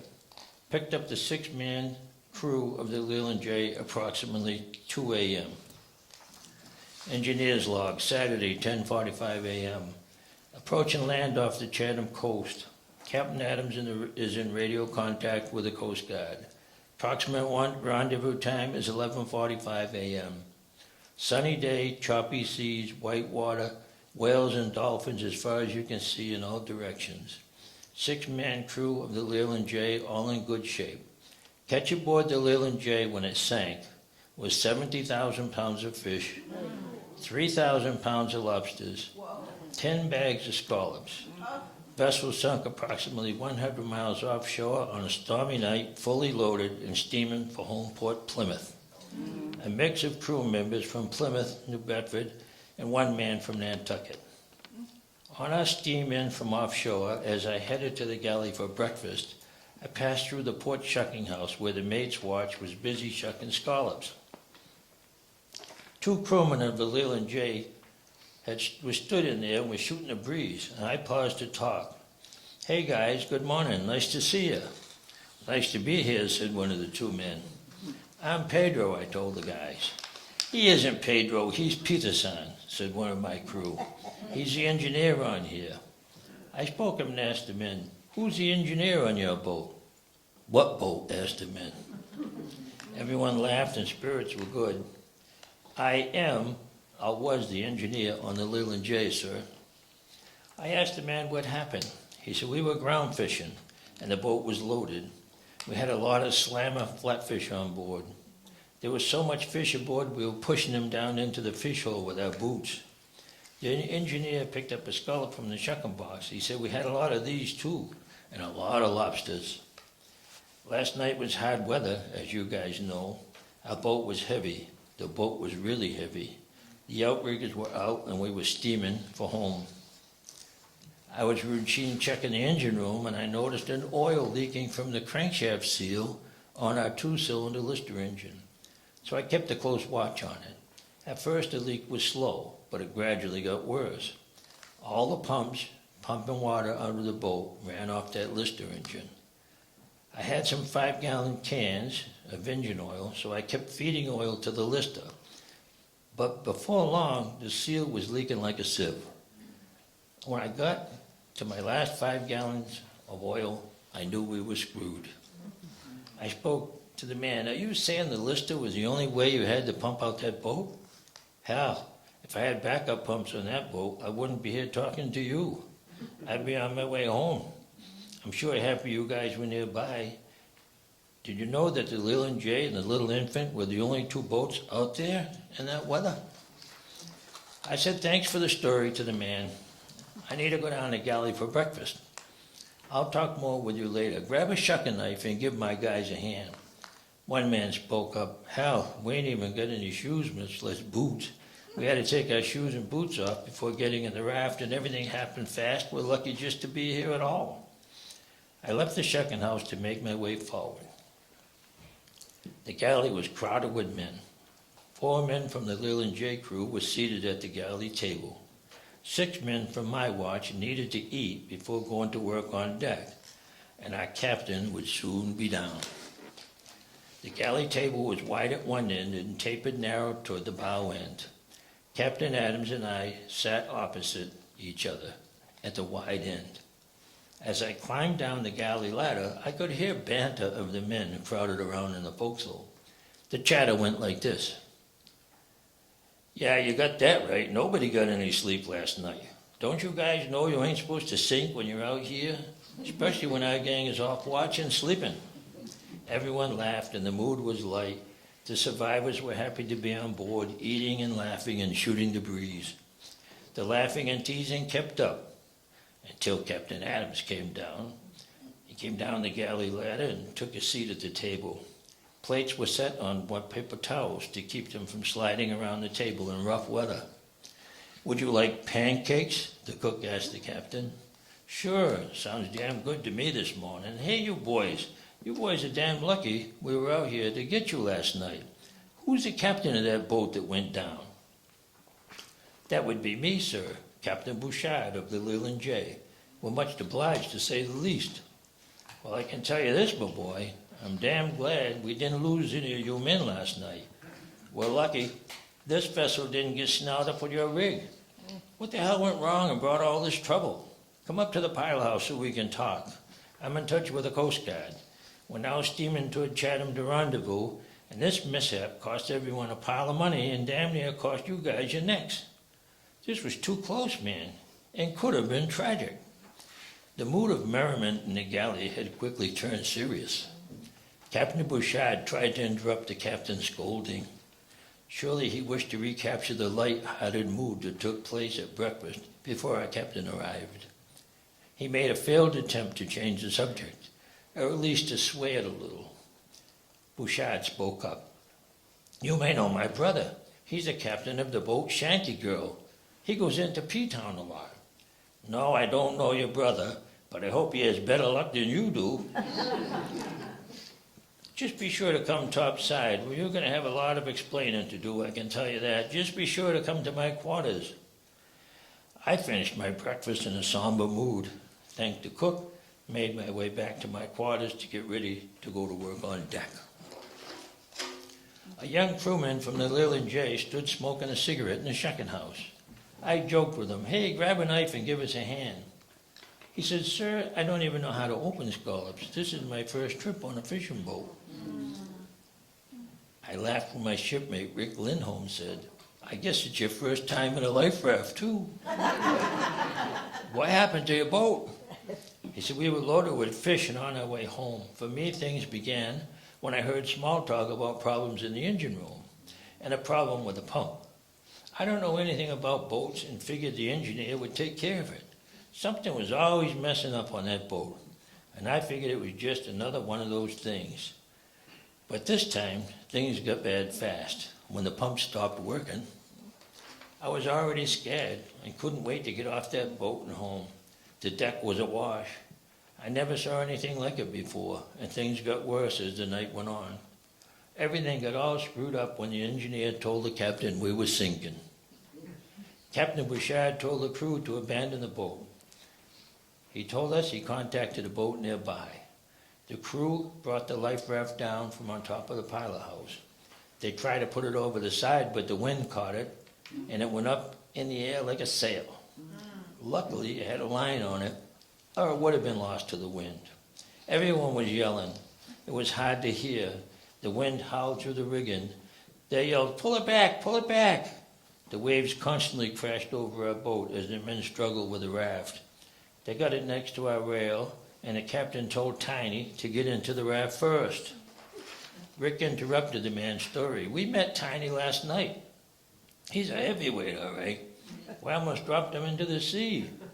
Luckily, we got him off the raft and over the rail of our boat. We dropped him on the deck like a big tuna fish. Go on, pal. We want to hear the rest of your story. What happened next? One by one, we get into the raft, but things kept getting worse. Every time the boat rolled one way, the outrigger went way, way up in the air. When the boat rolled back, the outrigger came crashing down in the water right next to us. We thought we were going to get killed by our own boat. Captain Bouchard calculated the roll and let go of the line. A few more close misses and we floated away from our boat. We didn't know where you guys were. The skipper had two fluorescent green light sticks. He held one steady and waved the other one back and forth, hoping we would be spotted. When the man paused from telling his story, my pal Rick spoke up. Hey, look at it this way. You'll have a great story to tell someday. Rick and I finished picking the rest of the scallops off the deck, shucked them, hosed the deck down. We had time to go down the galley for a mug-up, and we'd be off watch at noon. The little infant continued its steam toward Chatham until it slowed and stopped. Our captain waited as the Coast Guard 44-footer came alongside. There's pictures of that out there. An officer on the 44-footer was first to address Captain George Adams. He only got one sentence out. Sir, who was the owner of your vessel? Hey, man, where the hell were you guys last night when I needed you? We could have used some help out there. I spent a lot of time to pick these men up, brought them all the way in here to meet with you, not to mention the fact those men would have been lost without us. I'll have a full report for you at the completion of this trip. This vessel hails out of Provincetown. Captain Adams had scolded the Coast Guardsmen tongue-tied. Our captain wasn't interested in a question and answer session. Our passengers gave us thanks and farewells and boarded the Coast Guard boat. The little infant backed away, turned to the open sea, and began its long steam to return to the fishing grounds. Engineer's log. Started fishing at 8 p.m., now 1:30 a.m. Clear, seas calming, 6 bags last watch, over 200 bags down. Engine room check, all is well, fishing steady. Engineer's log, sunny, fine day, warm, sea calming, 15-bag watch, fishing steady. Load up the deck, cut off the scallops, tired, all is well. Engineer's log, 1:30 a.m., everyone is beat. 12 bags last watch. Now storing burlap bags of whole scallops on the stern. Fishing offshore on a scallop vessel is routine for the men on the deck. 6 hours on deck, 6 hours off, day after day. It's especially monotonous after doing it 24 hours a day for 2 weeks. The men are all exhausted. Bone chips, lacerations, bumps and bruises are all part of the fishing business. Captain Adams wants to stay out fishing till the end of the week. I know the fuel is getting low, and we won't be able to fish much longer. We can only run for so many hours before we run out of fuel. There was no fuel gauge in the pilot house for the captain to see. The skipper and I kept our own separate records, tracking engine hours of running time. The only way to know how much fuel is in the last main fuel tank is to look at a sight glass on the side of that tank in the engine room. I took a look at that sight glass, made a check of my engine hours, and went to sleep. Wednesday morning routine, I went on watch at 6 a.m. My crew worked until noon. We put 13 bags down into the fish hole. After our watch, we went to the galley for lunch. The guys were talking about getting home. They're thinking about the money they made, or how they would spend it. Some were looking forward to having a drink or scoring some dope. Men are longing for their loved ones. We all talked about buying a newer car and a new TV. This was great fishing, but I was concerned about the fuel. After lunch, I went down to the engine room to pump the bilges. I was worried enough about our fuel to double-check my fuel consumption numbers. My duty as engineer is to be certain the vessel never runs out of fuel. It was nearing a time for me to do a difficult task. I must inform the captain it's time to go. And he wasn't going to want to hear that, so I waited till the very last minute. I was convinced the little infant had to leave the fishing grounds at 6 o'clock that afternoon, or we would surely run out of fuel before we reached home. No captain wants to be told what to do, especially Captain George Adams. The sight glass on the fuel tank showed 6 inches of fuel left in the tank. Fishing was good. Every tow brought more scallops onto the deck. The little infant had a reputation that it never, ever stopped fishing. We were very far out at sea and a long way from Provincetown. My responsibility was now to convince our captain that we had to stop fishing now and to head for home. I went to the engine room, brought a piece of twine with me, held it up to the fuel sight glass to make my final measure. And I tied knots in the twine, cutting it off to measure the last 6 inches of fuel we had in the tank. Totally secure in my record keeping, I headed up to the pilot house with my twine in my pocket. I was ready to tell our captain it was time to stop fishing and head for home. I opened the pilot house door and stepped inside. "Hey, Pedro, what's going on, my boy? How's everything in the engine room?" I said, "Everything is fine, Captain. I'm here to advise you it's time to stop fishing and head directly for home port Provincetown." "What? It's time to stop fishing? You don't know what you're talking about, my boy. I get track of everything here. I know when's time. We're ass deep in scallops here, my boy, and I'm running this vessel. I'm in charge of what goes on out here, not you." I said, "Captain Adams, with all due respect," George Adams cut off my sentence, and I understood why. We had a big trip of scallops aboard, and we would have had a lot more if we hadn't stopped fishing to pick up the crew of the Leland J. But we did pick them up, and we brought them all the way to Chatham. And we steamed all the way back out to the fishing grounds. At that moment, the fact was we were critically low on fuel. We had 400 bags down, That's 16,000 pounds of fresh shuck scallops buried in ice.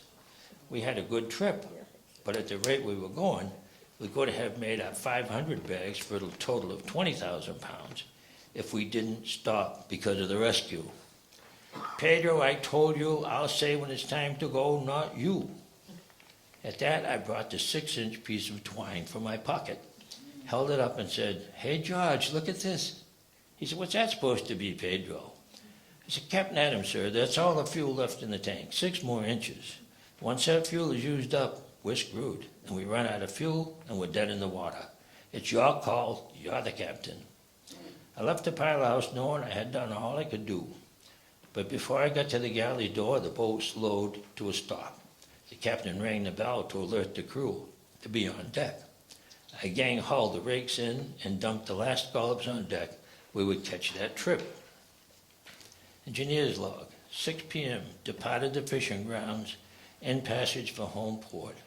Wind blowing, big seas, now on watch, all gear work done, cleaned up the boat, crew standing wheel watches. 2 men in the wheelhouse, 3 hours on at a time, 400 bags down. The men shuck scallops to bring home bring to their friends. Men cleaned fish to bring home. Some crewmen were in the forecastle playing cards, drinking coffee, eating lobster sandwiches, sleeping, and doing what men do is see. The little infant steamed all through the night and well into the next day before Race Point Lighthouse became visible. The captain opened the pilot house window and called to me on deck, "Pedro, come up here for a minute." We hadn't spoken much since the last time. I made my way up to see him. "Nice to see you, Captain Adams." "Pedro, we're an hour from Provincetown. I'm wondering if we can make it to New Bedford with the fuel we have." I couldn't believe the skipper was even asking me this, especially after the last conversation we had about fuel. We would have to steam across Cape Cod Bay, all the way through the Cape Cod Canal, and still a stretch into New Bedford. Captain George and I got along well, as an engineer and captain should. We were friends, and I answered him with a question of my own that I asked with a smile. "Well, George, tell me this. Will the tide in the canal be going with us or against us?" He said, "Well, Pedro, we don't want to end up with egg on our face. We best go into Provincetown." I said, "George, that sounds like a damn good idea to me." The little infant rounded Long Point, setting off the clang, clang, clang of the bell buoy. Gulls flew up and white in the sky. The second day in port, the crew unloaded their 400 bags of scallops and a lot of fish. My duty had me in the engine room. A young Coast Guardsman entered the engine room, started asking me questions about the sinking of the Leland J. Captain Adams was right on his heels. "Hey, boy, what are you doing down here bothering my engineer? Nobody invited you on this boat. You don't belong down here anyway. I sent in a full report of what happened that night. Where the hell was the help I asked you guys for? That's what I want to know. Now I'll see you off this boat. You have no other business on here." The fuel truck on the dock finished filling our tanks, making us ready to leave in a couple of days for our next 14 days at sea. Captain Adams' strong voice came from his pilot house window. "Hey, Pedro, thank you, thank you, thank you." We had 20 gallons of fuel left in the bottom of our fuel tank when we arrived at port. 1 more hour running time, we would have been dry. George Adams could be a hard man at times, but he was also fair enough to give credit with merit. The little infant fishing vessel was dependable and true. It fished far offshore in the worst possible weather, bringing its crew out into deep water and always safely bringing them home. The story of the trip is a credit to all fishermen. Fish stories live on in the hearts of men. Not much was spoken after that day of what happened that stormy night when the Leland J was lost at sea, but now you know the story. This story is dedicated to Captain George Adams and his crew of the fishing vessel Little Infant. Thank you.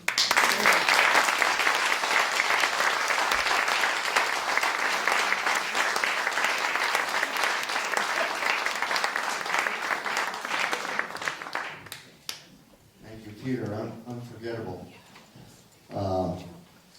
Avis is up again. Yes, you don't have to say another word.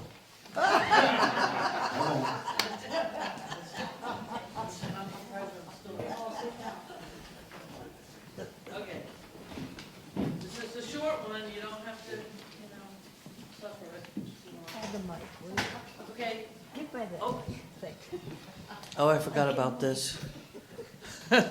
Okay, this is called Provincetown Goes to the Dogs. I want to thank my whole dog crew. And all, we all have them, don't we? And everybody else, Dennis and everybody. And Peter's son, Peter, is out here doing all that filming out here for PTV. So I want to thank him too. And the kids for tolerating this whole thing.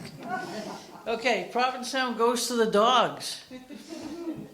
When I was a little kid, unsuccessfully trying to be more seen and less heard, I had one sister, a single mother, and no pets.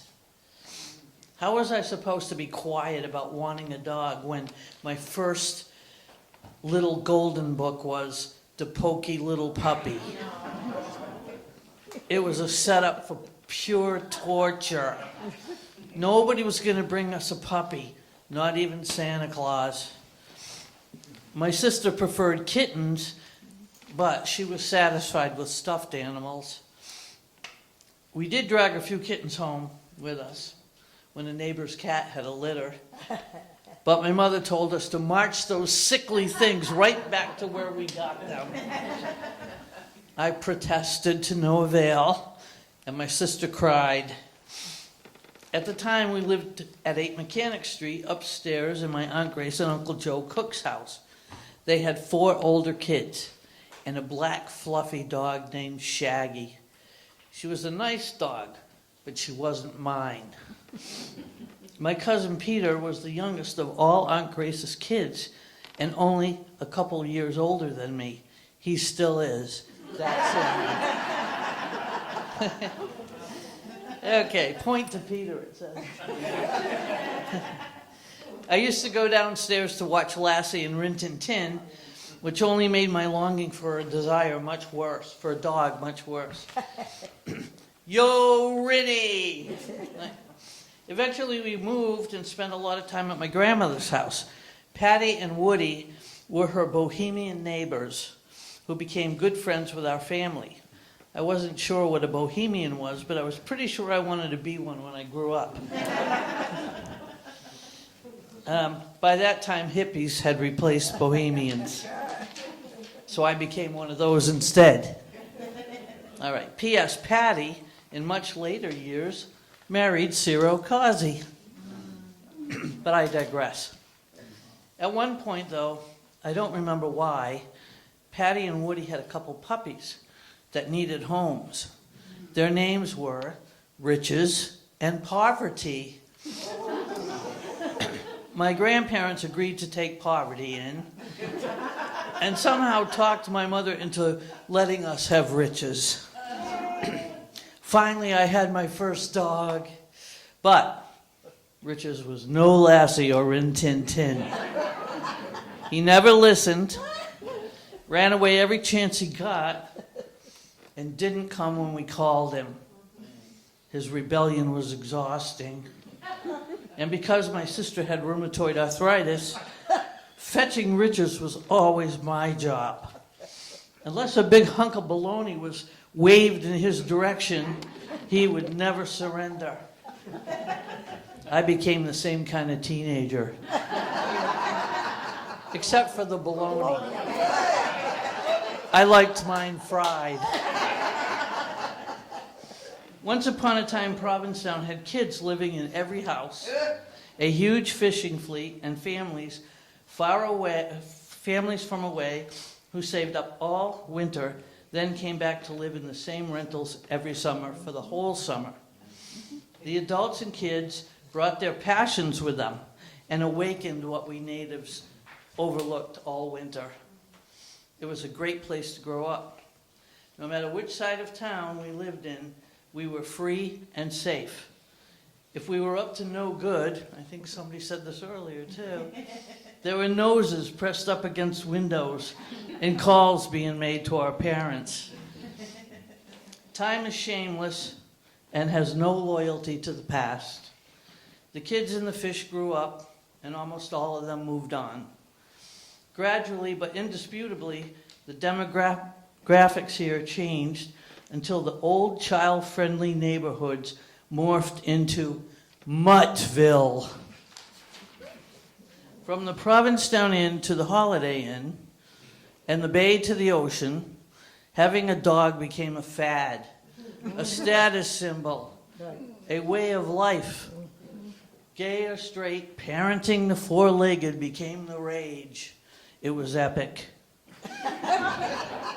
Until something drastic had to be done about the frequency of excremental loafs on the sidewalks, beaches, and between your bare toes. It happened. Thus, in 2008, the fenced-in Pilgrim Bark Park was built and open to all non-aggressive dogs and their owners. Rules applied to both. As a P-Town native, who before the age of 5 had waged a long, hard-fought battle to finally get a dog, and had always had one since then, I had no intentions of becoming just another Fido come lately at the Frou-Frou Dog Park. My dogs were real dogs. Not perfectly coiffed canines, AKC pedigrees. My dogs had names like Guthrie, Arfie, Fat Boy, Muttley, and Scupper.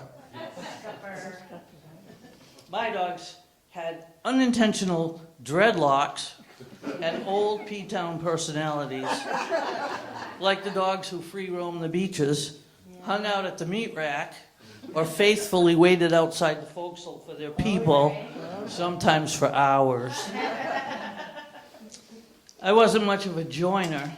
I had learned about not belonging the hard way, trying to maneuver myself into a middle school clique. You know, the cover girl C-cup crowd. Nope, cliques weren't for me, and I was happy to keep it that way. Long before I expected to, I got old, and my real dogs all died. I swore I'd never again invite that kind of responsibility or heartache into my life. But there was a new epidemic underway. The South had exploded with homeless dogs, and rescue organizations were popping up everywhere with pleas more gut-wrenching than anything Sarah McLachlan ever delivered.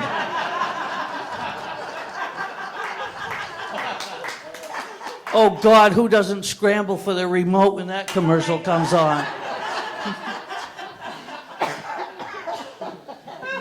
I had been dogless for 4 months when I came across the Take Paws rescue site out of New Orleans and fell for Bryn's Creolian Catahoula face. Who knew she would become a reincarnate of riches? She never listens. She runs away from me every chance she gets, and she doesn't come when I call her. Catching her is infuriating, and it's still always my job.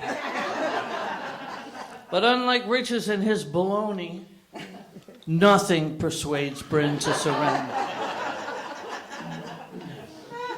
Which is how I finally came to relinquish my stubborn pride and introduce Bryn to the Frou-Frou Dog Park.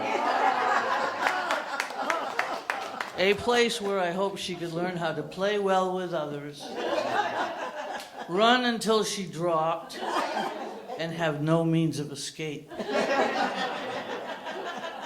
I was apprehensive on my first day and tried to fake it.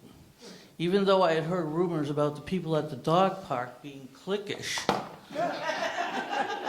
I knew we all had at least one thing in common: the well-being of our dogs. What I didn't know was there are as many opinions about that as there are about groomers, vets, and training methods. And just as many personalities, suspicions, and judgments. There are small dog people, big dog people, and shifts, morning, noon, and mid-afternooners. I tried all of them and found my niche with a ladder. A diverse group of aging oddballs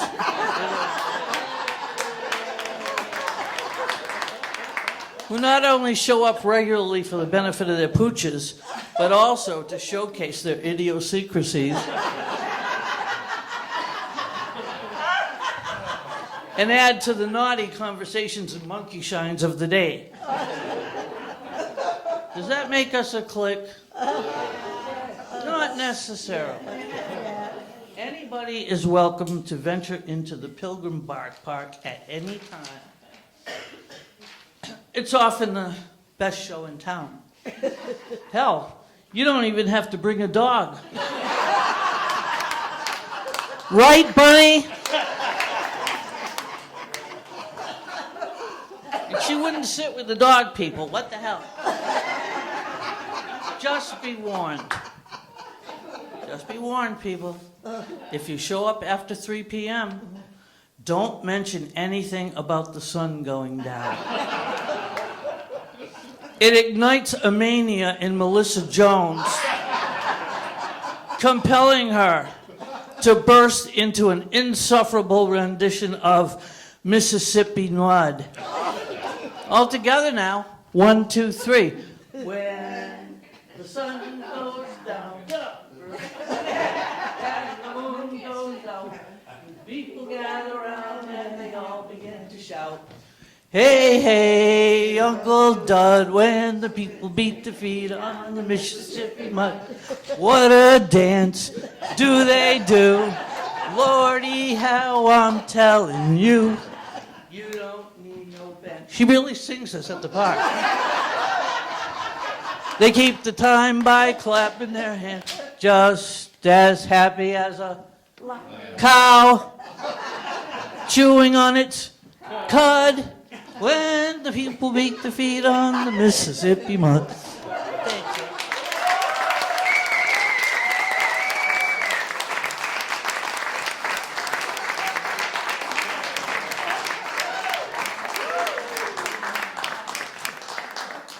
you. Avis, you gotta take this show on the road.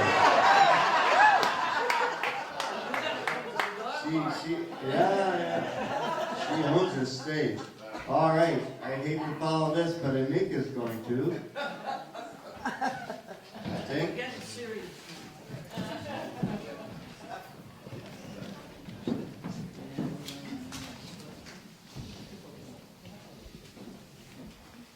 Taves Boatyard, Provincetown, Mass. Can you hear the splinters of the wooden cradle and the rust of the rails call out to the past? They sigh in the still beauty of an October day, yearning for the wooden draggers with their sea-weathered crew to safely come ashore in the west end of town to Taves Boatyard. Ashore to rest, from bow to stern, starboard to port, and from the top of the mast through the well-trodden but solid deckboards to the salt water-soaked keel. Ashore to have the strong, blistered, and sometimes swollen, bruised hands of the crew restore the beauty and ensure the safety of those houses of the seas. Each sharp, crusty barnacle, tangled in seaweed, vigorously scraped away, flying in the air to dock on the base of the cradle or to the earth. Intermingled with wood shavings, paint chips, turpentine, epoxy, pulled nails, discarded disc of sandpaper, and most certainly the dried shit of many a seabird. Cohesive with sweat, cigarette butts, stogies, or a dip of chewing tobacco, and the salty saliva of the fishermen. And back in the day on the railway at Taves Boatyard, Might these elements of boat repair be joined by an empty pint of a fisherman's liquid courage, the ever-present hair of the dog that bit ya? Might a bandana hanky with its threads holding infinite molecules of salt, sweat, and snot somehow have missed the back pocket? Each plank and its nails check for a perfect union to the frame, stripped of paint, gaps caulked and holes plugged, and boards replaced and renailed as needed, eager to absorb the layers of fresh paint. Inside and outside, above and below deck, all parts of the dragger are attended to. The floats and weights of the nets are secured, and with the keen eyes of a tailor, the nets will be examined by the crewmen to mend any escape holes. Can the trawl doors be depended upon to keep the mouth of the nets open to catch the bounty of the sea? Are the cleats and the wood of the rails closer than one's skin is to their bones? Like synchronized swimmers are the motor, drum, cable, gears, and other parts of the winch, all in the best working order? An overlooked repair could not only cost the crew their catch, but could take their lives. Polish the brass bell and the ship's wheel, and take the barely used bedding from the bunks home to be washed. The instruments in the wheelhouse and the engine room, as well as the appliances in the forecastle, are equally evaluated, for all are important for safe and profitable journeys on the sea. As the sun sets and the moon rises on this October day, the cradle and the rails cry out into the harbor. O wooden draggers and the men of days gone by, where didst thou go? We are here to bring you safely on shore, to give you shelter while you are being restored. But the cradle and the rails heard only the ebb and flow of small waves, saying, thank you, but we the draggers and the men are no more. One day each of us, be it a vessel or a man, left the safety of your cradle and went off the rail back to the sea.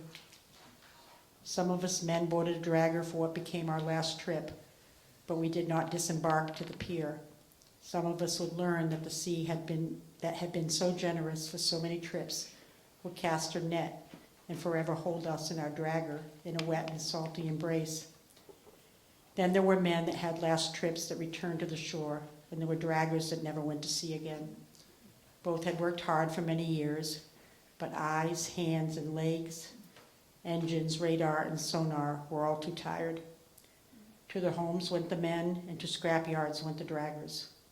All respected, but soon to be forgotten. But the cradle and the rails of Tay's boatyard cried out, O men and draggers, we will always respect you, and you will never be forgotten. Fair winds and following seas.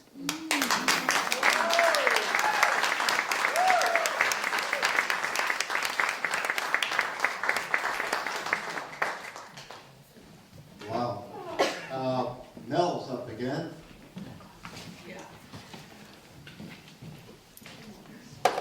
This is something it's almost impossible to follow Avis's SNL skit. God bless her. The sights, sounds, and smells along the shores of Provincetown Harbor by Mel Joseph.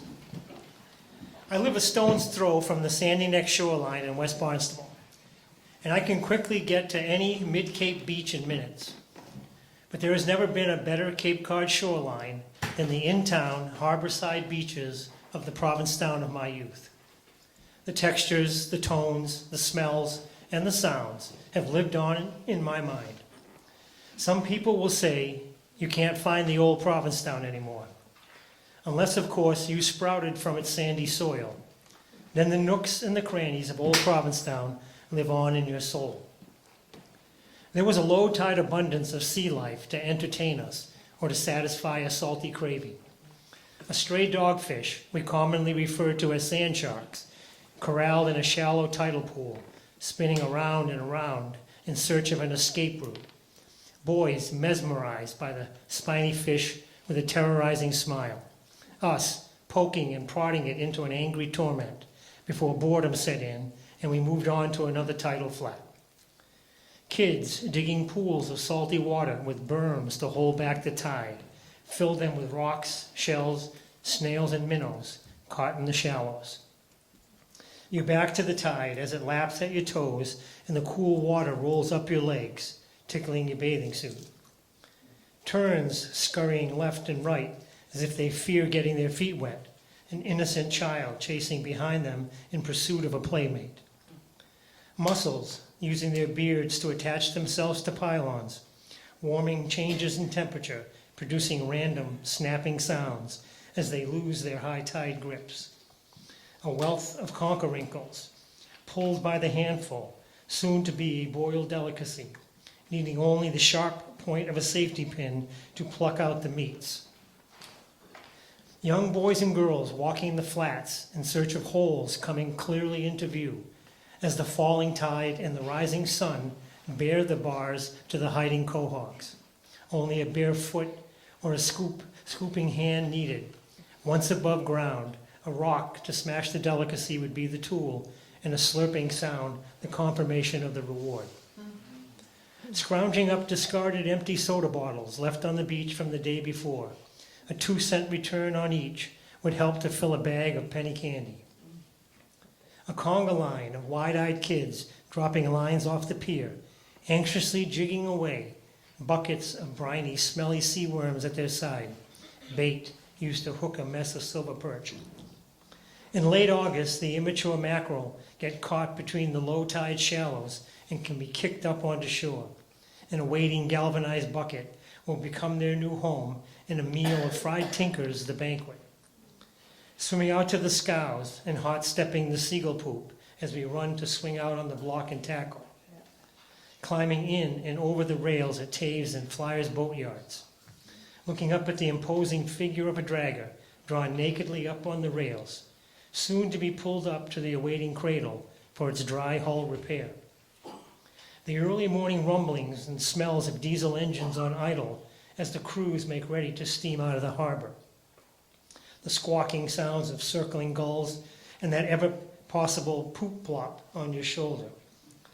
The clacking chords of carts filled with fish as they are pulled up to the 3rd floor of the West End cold storage. An aromatic rain awaits anyone walking the beach below. Naughty Fields deftly navigating the low-slung gunneled Charlotte up to the first tie-up at the cold storage trap house. The pungent smells passing out of the West End gurry pipe, an aroma that could only be considered ambrosia to those that grew up here. The ever-present offshore sight of Billy High and Irving, hard-working lobstermen, hand-pulling their traps day after day. The rhythmic swishes of my Grampy's oars as he navigates his shallow draft dory out into the harbor from its mooring adjacent to Captain Jack's wharf. From my aft seating, I am mesmerized by the backbeat of the clicking oarlocks. Boys and girls strutting along the breakwater out to the first break in the wall, earning our badge of courage, taking an early season dip on Memorial Day weekend. Skimming across the wake of the Boston Belle and Jimmy Mac's 15-foot flat-bottom boat, hanging on for dear life and laughing our asses off, as the bow slaps the waves with every turn and spray washes over the mahogany deck. In summer, a nightly harbor row in an unattended skiff, using wooden slats found on the beach as paddles. There was that painful sound of my failed attempt to conquer the grease pole, that blessing of the fleet in '68. Slip slide and the pole found my crotch as I leapt for the flag, more than my pride was injured. Don't be shy, don't be cheap, chuck your nickels so I can eat, can be heard from us diving for money, endlessly treading water with a mouthful of nickels swelling our cheeks. Walking the narrow sandbars at low tide under Macmillan, flipping horseshoe crabs over on their backs and fanning the fins in search of a scavenged coin. The sweet aroma of a powdered Belgian waffle with a fresh strawberry compote topping wafting down the pier. Sitting in the hot summer sand behind the surf club, counting up your diving booty and smelling the malt vinegar on a Rester's fries in the air. Whiffs of minced onions frying on the griddle, soon to garnish a cheeseburger and to be paid for by the silver coins tossed by the obliging tourists, all washed down by a hires root beer. The town hall clock counting out the midday hour and the noon whistle calling us home for lunch. The foghorn's steady wail and the flapping of the storm flags on High Pole Hill can barely be seen in a lifting foggy haze. You could be walking on the beach at early light, and the quiet would calm you. Then as the morning grows older, the rumble of delivery trucks on Front Street would jolt the senses. Kids running amok on Macar's Wharf, a wild game of ragtag, and the inevitable cries from a splinter piercing a foot. The sound of a game of hide the matchstick off Colonial Wharf can be heard from a distance, your diving skills a plus. Behind Land's End Marine, the sight of a tinkering Doc Harden, fine-tuning the idle of a 35 Merc, and the smell of the exhaust filling your nose. Listening to the crooning of the fabulous Farquhar behind the Crown on a warm summer's night. Our teen hangout, where holding hands and snuggling with your summer girlfriend were intermingled with unlawfully procured beers, discreetly passed from lips to lips. From the smell of gurry to a moonlit harbor, to kids feathering their toes in the sand as the Beach Boys blare their summer sounds from a 1960s transistor radio, you scooch closer to your girl. It's not just the Beach Boys belting out "I'm picking up good vibrations." It's another sizzling summertime coming round the point, and our young lungs were filled with salt air. Thank you.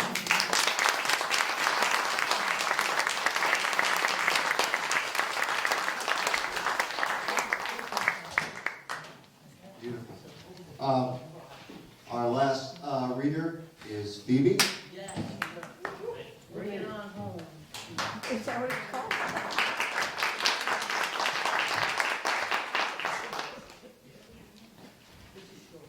This is a little poem. It's called The Summer Chasers. The summer chasers arrive. They come every year for one final sunset, one last call beer. They rush to the poolside, the bay, and the beach, determined to grab what is soon out of reach. And we must be ready with restaurants and bars and hotels and discos and room for their cars. We welcome them all without hesitation, even those who arrive without reservations. But the days will grow short, the nights will turn cold, the snow will pile up, and the year will grow old. So the chasers must hurry to catch every second, to drink every drink, to run where lust beckons. And then they are gone to Palm Springs or Key West, and we are left here for a well-deserved rest. Here where it's cold and the money is short, but friendships are warm. There's lots to support. If you're sad or you're hungry or you just need a friend, it's a good place to heal, a place you can mend. So relax and enjoy. Make yourself at home. Don't get too comfy. Remember this poem, 'cause they will be back, as sure as the sun. Those chasers will come on the lookout for fun. 'Cause that's how we live out here on Land's End, where the chasers of summer come to play and pretend.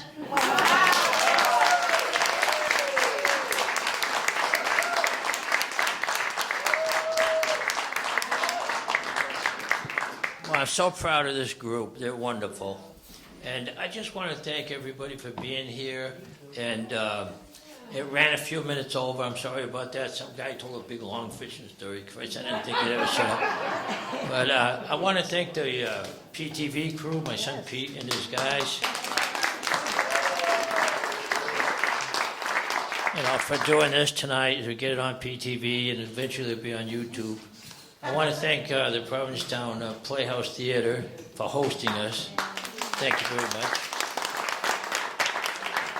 And of course, the Commons and our friend Jill. And I hope you'll come and hear us the next time. And I want to thank especially Dennis.